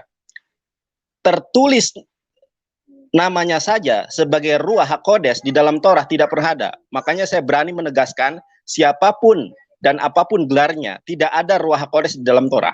Nah, ada yang salah di dalam penerjemahan. Inilah ya yang menyebabkan teman-teman Kristiani ini menafsirkan, menginterpretasikan biblosnya berdasarkan nalarnya sendiri yang mereka legitimasi dibimbing Roh Kudus. Saya katakan apakah Roh Kudus mereka itu tidak tahu ya bahasa Ibrani. Nah, kalau kita melihat Kejadian 18 ayat ke-1, di situ dikatakan apa? Kemudian Tuhan menampakkan diri kepada Abraham dekat pohon tarbatin di Mamre, sedang ia duduk di pintu kemahnya waktu hari panas terik. Dari ayat ini, dari terjemahan ini, timbullah kesesatan-kesesatan berpikir, kenapa? Oh, Tuhan menampakkan diri jadi manusia. Sedangkan itu adalah sifat mustahil bagi Tuhan, baik di dalam perspektif Islam maupun di dalam perspektif Torah. Tuhan menjelma menjadi manusia. Jangankan menjadi manusia, saudara, menjadi malaikat pun Tuhan tidak pernah. Nah, yang saya ingin garis bawahi adalah, saudara, di dalam bisa di cross check kalau bisa melampirkan bahasa Ibraninya ya di dalam Separia, tapi ini sebagai sebuah penutup, nanti teman-teman bisa cross check sendiri ya. Itu di dalam bahasa Ibraninya tertulis Payera Elau Adonai Be'elonei Mamre Wehu Yosheb Fatah Haohel Kehom Hayom. Nah, di situ sebetulnya bukan menampakkan diri, saudara. Coba di situ ada kata kemudian Tuhan menampakkan diri, seolah-olah Tuhan ini menjadi sesuatu lain atau menjelma menjadi sesuatu lain. Itu di dalam bahasa Ibraninya payera. Nah, fa itu dan konjungsi, yera itu di dalam soresnya. Ingat, sores itu akar kata di dalam bahasa Arab yang disebut masdar ya. Akar katanya itu ra'ah. Ra'ah itu dalam bahasa Ibraninya itu melihat, atau si di dalam bahasa Inggrisnya itu si ya. Kalau kata perintah di dalam bahasa Arabnya ungzur, lihatlah. Jadi sebetulnya penerjemahan yang betul itu adalah kemudian Allah melihat Abraham dekat pohon tarbatin Mamre ya, di Mamre, sedangkan dia duduk di pintu kemahnya waktu hari panas terik. Kemudian si Abraham ini mengangkat kepalanya. Ternyata ada 3 orang. Yang 3 orang itu adalah malaikat agung, Melekim Gadol, malaikat yang agung yaitu 3. Malaikat Gebrael, Gebra pelindung, Eloah pelindungnya Tuhan. Ada malaikat Mikael ya, penghulu perang, dan malaikat Rafael. Rafael ini malaikat penyembuh ya. Nah, jadi inilah yang ingin saya sampaikan, bahwa di dalam Torah tidak pernah mengenal konsep Trinitas, apalagi menuhankan Roh Kudus, sementara Roh Kudus juga tidak pernah tertulis di dalam Torah, apalagi dikenalkan sebagai Tuhan. Adapun kalimat penampakan di dalam di dalam Kejadian 18 ayat ke-1, ini adalah murni suatu kesalahan, suatu kesembronoan di dalam menerjemahkan. Implikasinya adalah orang-orang menginterpretasikan, menafsirkan, oh Tuhan menampakkan diri, berarti Tuhan ini bisa berteofani menjadi itu dan itu dan ini. Inilah ya, kalau kita mengeksplor bahasa Ibraninya itu yera, fayera, yang akar katanya ra'ah, yang berarti melihat. Tuhan melihat, bukan Tuhan menampakkan. Seandainya diterjemahkan dengan benar, Tuhan menampakkan, maka orang akan berpikir Tuhan menjadi sesuatu yang lain. Tetapi ketika diterjemahkan dengan terjemahan yang sesungguhnya, Tuhan melihat, orang oh Tuhan melihat, bukan menampakkan. Sekarang hakimi hati kita masing-masing, apakah kata melihat dan menampakkan itu suatu yang identik? Kan beda. Melihat yang melihat, menampakkan yang menampakkan. Makanya kenapa secara pribadi saya mempelajari original teks, karena banyak terjemahan yang diterjemahkan dengan sesuatu yang tidak sebenarnya. Jadi Bang Cetos, mudah-mudahan Bang Cetos ini sungguh cerdas, sungguh luar biasa, sungguh santun. Saya hanya mendoakan, mudah-mudahan Tuhan melawat saudara, menjamah saudara, memenangkan saudara, menangkap saudara, sehingga suatu saat sama akan seperti evangelis, yaitu saudara diselamatkan Tuhan, dimenangkan Tuhan, dipilih, dipulihkan, menjadi pribadi baru, manusia baru di dalam iman dan Islam, menjadi umat Nabi Muhammad Sallallahu Alaihi Wasallam. Terima kasih. Salam satu Tuhan. Masya Allah, terima kasih. Baik, untuk penutup kita pada malam hari ini, mungkin Bang Citos terakhir sebelum kita menutup, silakan. Oke, sebelum saya ucapkan terima kasih kepada Bang Yonatan Nandar sudah bergabung di The Arena pada malam hari ini. Ya, silakan penutup Bang. Baik, terima kasih Mas Nandar. Saya hanya menyampaikan bahwa Tuhan tadi makan di ayat ke-8. Ya, mungkin gitu aja. Terima kasih Bang. Salam semuanya, Tuhan memberkati.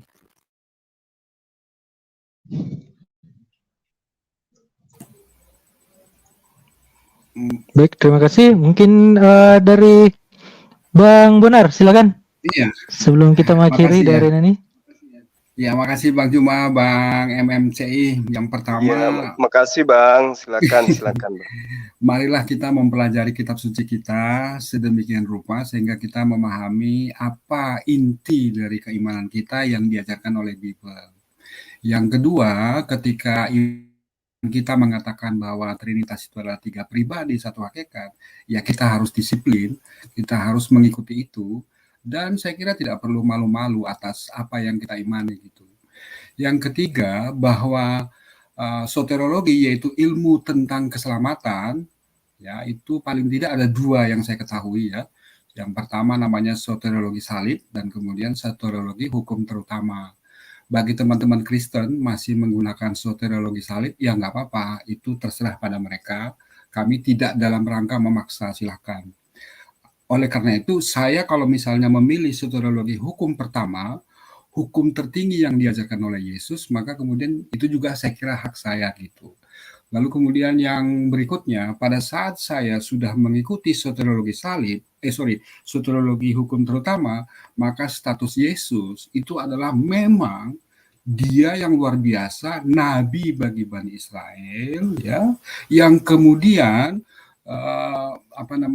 pribadi yang terkemuka dunia dan akhirat, bukan dia Tuhan, bukan.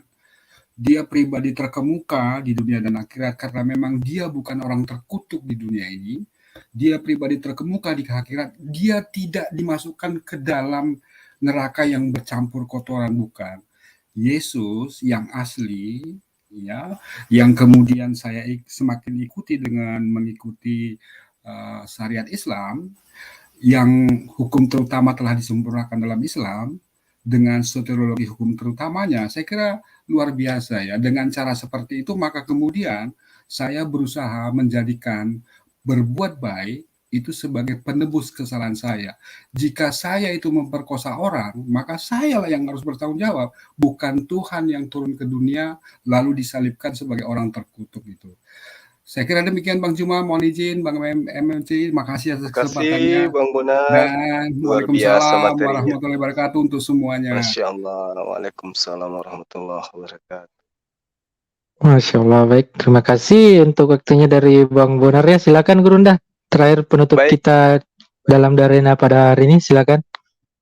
Ya, terima kasih Ananda. Jadi sahabat-sahabat sekalian, kembali saya tegaskan bahwa seluruh ajaran para nabi terkait dengan konsep Tuhan, termasuk Yesus itu mengajarkan bahwa Tuhan itu cuma satu. Nah, kenapa kemudian ada pemahaman Tuhan itu tiga dan seterusnya?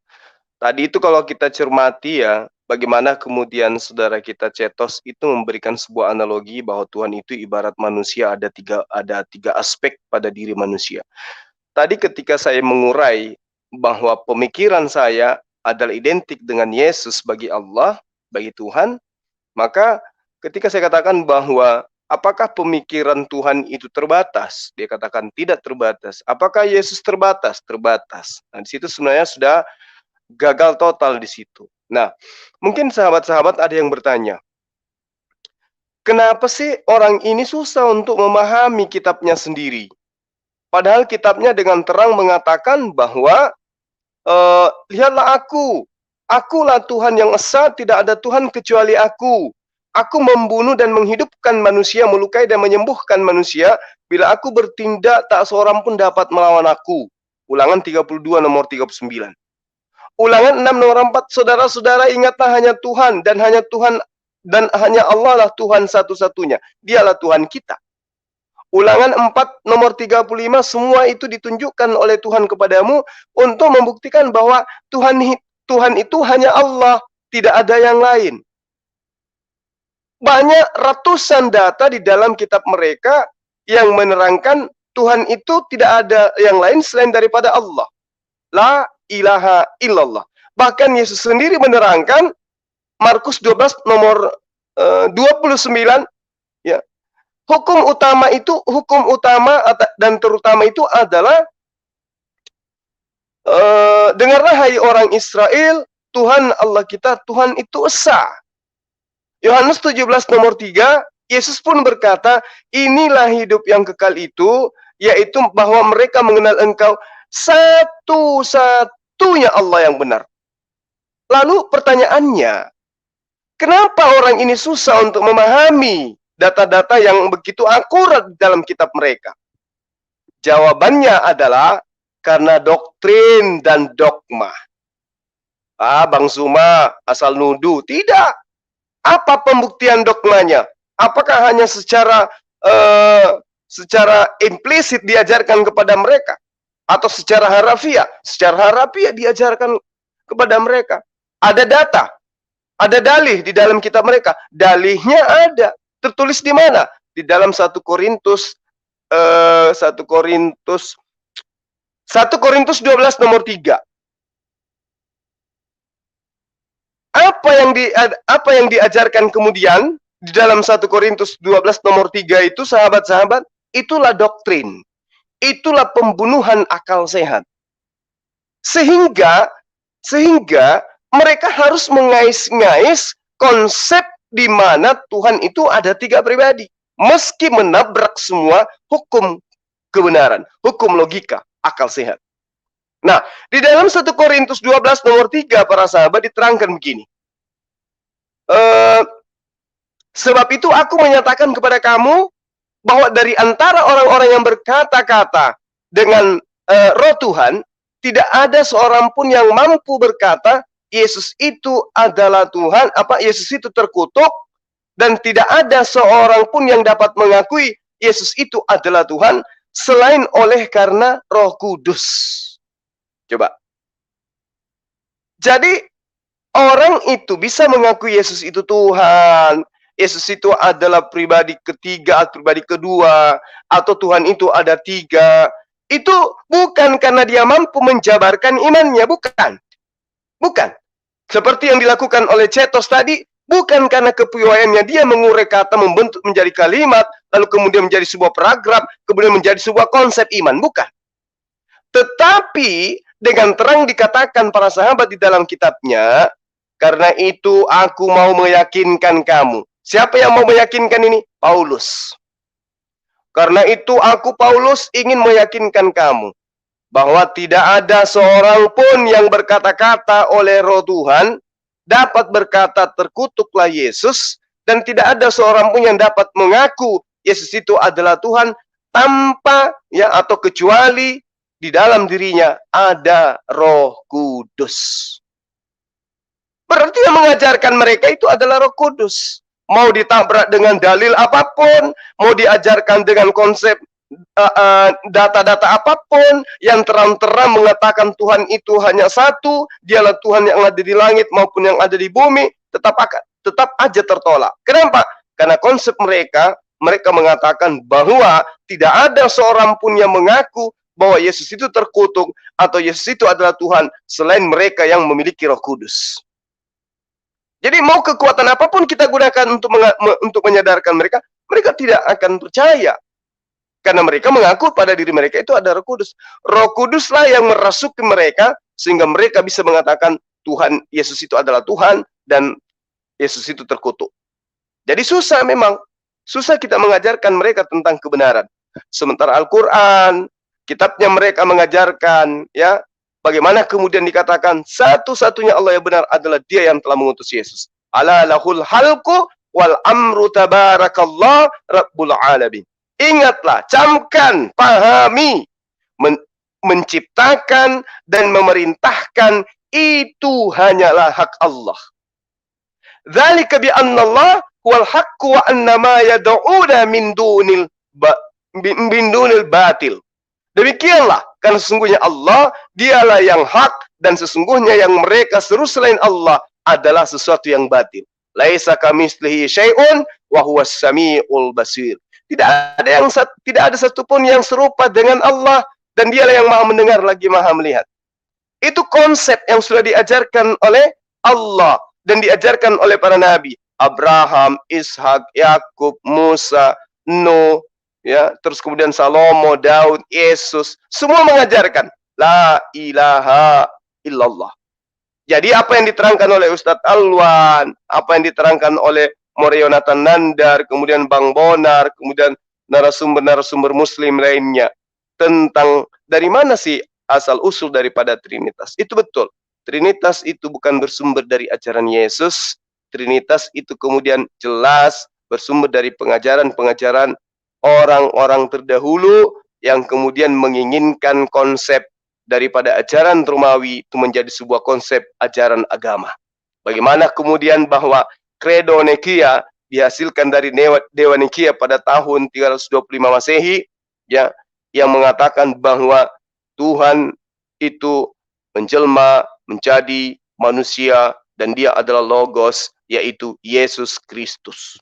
Itu yang perlu dipahami, bahwa asal usul daripada Trinitas bukan dari pengajaran para nabi.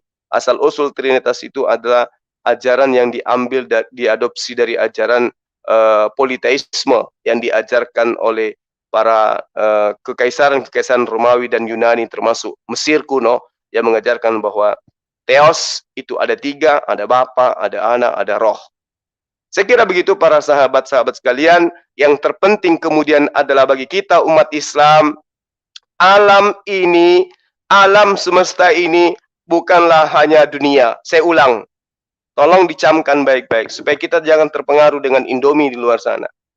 Alam ini tempat kaki kita berpijak, bumi, ya, bumi itu adalah salah satu planet yang dicipta oleh Allah di antara ribuan planet-planet yang kita tidak tahu. Ya, ada bintang, ada galaksi-galaksi lain, ada benda-benda langit lainnya. Bukan hanya bumi ini saja alam semesta itu. Ya, jadi bagaimana mungkin kemudian sosok manusia yang diimani oleh mereka lahir di kandang binatang bisa mengetahui tentang apa yang terjadi di Mars, di Pluto, di matahari, di bulan, di galaksi-galaksi lain. Sementara musim ara aja dia tidak tahu. Hanya mutar-mutar di Yerusalem sana, itu pun hanya di tanah Yudea, di Nazaret. Hanya mutar-mutar di situ. Dia tidak tahu apa yang terjadi di Papua, apa yang terjadi di Makassar, apa yang terjadi di Jawa, di Surabaya, di mana-mana, dia nggak tahu. Jadi bagaimana mungkin dia bisa mengetahui alam semesta di luar daripada bumi ini? Jadi mustahil kemudian apa yang mereka ajarkan itu adalah sebuah kedidayaan atau sebuah kebenaran. Kita bisa memahami sahabat-sahabat bagaimana kemudian Al-Quran menerangkan Allah itu maha besar. Ya, kitabnya nabi-nabi terdahulu juga menerangkan Allah itu maha besar. Mazmur 96 nomor 4, Yeremia 32 nomor 18, ya. Nehemia 4 nomor 14, kemudian Nehemia 9 nomor 32, Mazmur 96 nomor 4, Mazmur 147 nomor 5, dan lain-lain.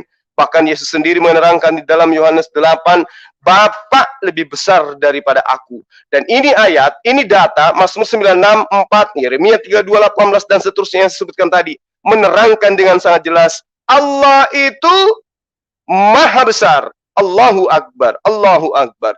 Yesus gimana? Maha besar Yesus? Tidak. Jadi mustahilah makhluk yang dilahirkan, yang ditetein, yang disuapin, diceboin, dan seterusnya itu adalah pribadi daripada pencipta alam semesta. Maka tinggalkan ajaran yang membodohi akal sehat, yang membunuh logika manusia. Tidak ada Tuhan selain Allah, dan Yesus hanyalah utusan Allah. Trinitas tidak diajarkan oleh Yesus, Trinitas tidak diajarkan oleh Musa, Trinitas tidak diajarkan oleh Allah, dan Trinitas hanya ada pada Credo Nicaea yang dihasilkan dari Dewan Nicaea tahun 325 Masehi. Saya kira begitu para sahabat-sahabat sekalian, terima kasih atas perhatiannya, mohon maaf atas kekurangannya. Insya Allah pekan depan kita akan menampilkan di acara The Arena posisi terakhir pembangunan masjid kita, Masjid Nur Maulida, sehingga teman-teman yang membantu pembangunan masjid kita selama ini itu bisa melihat secara langsung melalui konten kita nantinya di hari Kamis pekan depan, posisinya sudah seperti apa pembangunannya, supaya diikutkan teman-teman pengetahuan tentang perkembangan daripada masjid kita yang kita bangun bersama. Dan saya mengucapkan banyak terima kasih kepada para netizen yang banyak membantu. Donasi-donasi yang kami terima itu kami tidak bisa umumkan satu persatu karena pesan dari netizen sendiri, hamba Allah, mereka semua tidak mau disebutkan namanya, tapi yang pasti insya Allah ya kami amanah menjalankan apa yang menjadi amanah dari antum semua, bahwa apa yang antum berikan kepada kami insya Allah kami luangkan, kami salurkan kepada pembangunan masjid kita. Dan memang kami harus akui bahwa beberapa pekan pembangunan masjid kita itu berhenti disebabkan karena cuaca, kemudian kita belum menemukan kata sepakat dengan tukang yang bekerja. Namun alhamdulillah sejak hari Senin pekan ini pembangunan masjid kita sudah mulai bergerak. Ini sekarang lagi pekerjaan dinding, pemasangan kusen di dinding lapis dalamnya. Dan insya Allah saya minta kepada admin supaya teman-teman tim pembangunan masjid Kamis depan sebelum diadakan tanya jawab, kita tampilkan dulu posisi atau kondisi masjid kita yang terakhir nantinya. Sekali lagi terima kasih atas donasinya. Teman-teman yang memiliki rezeki silakan yuk berlomba-lomba memberikan sumbangsi infak sedekah untuk pembangunan masjid kita. Saya akhiri, subhanakallahumma wa bihamdi, asyhadu an la ilaha illa anta, astaghfiruka wa atubu ilaik. Assalamualaikum warahmatullahi wabarakatuh. Salam satu Tuhan, Allah Maha Besar.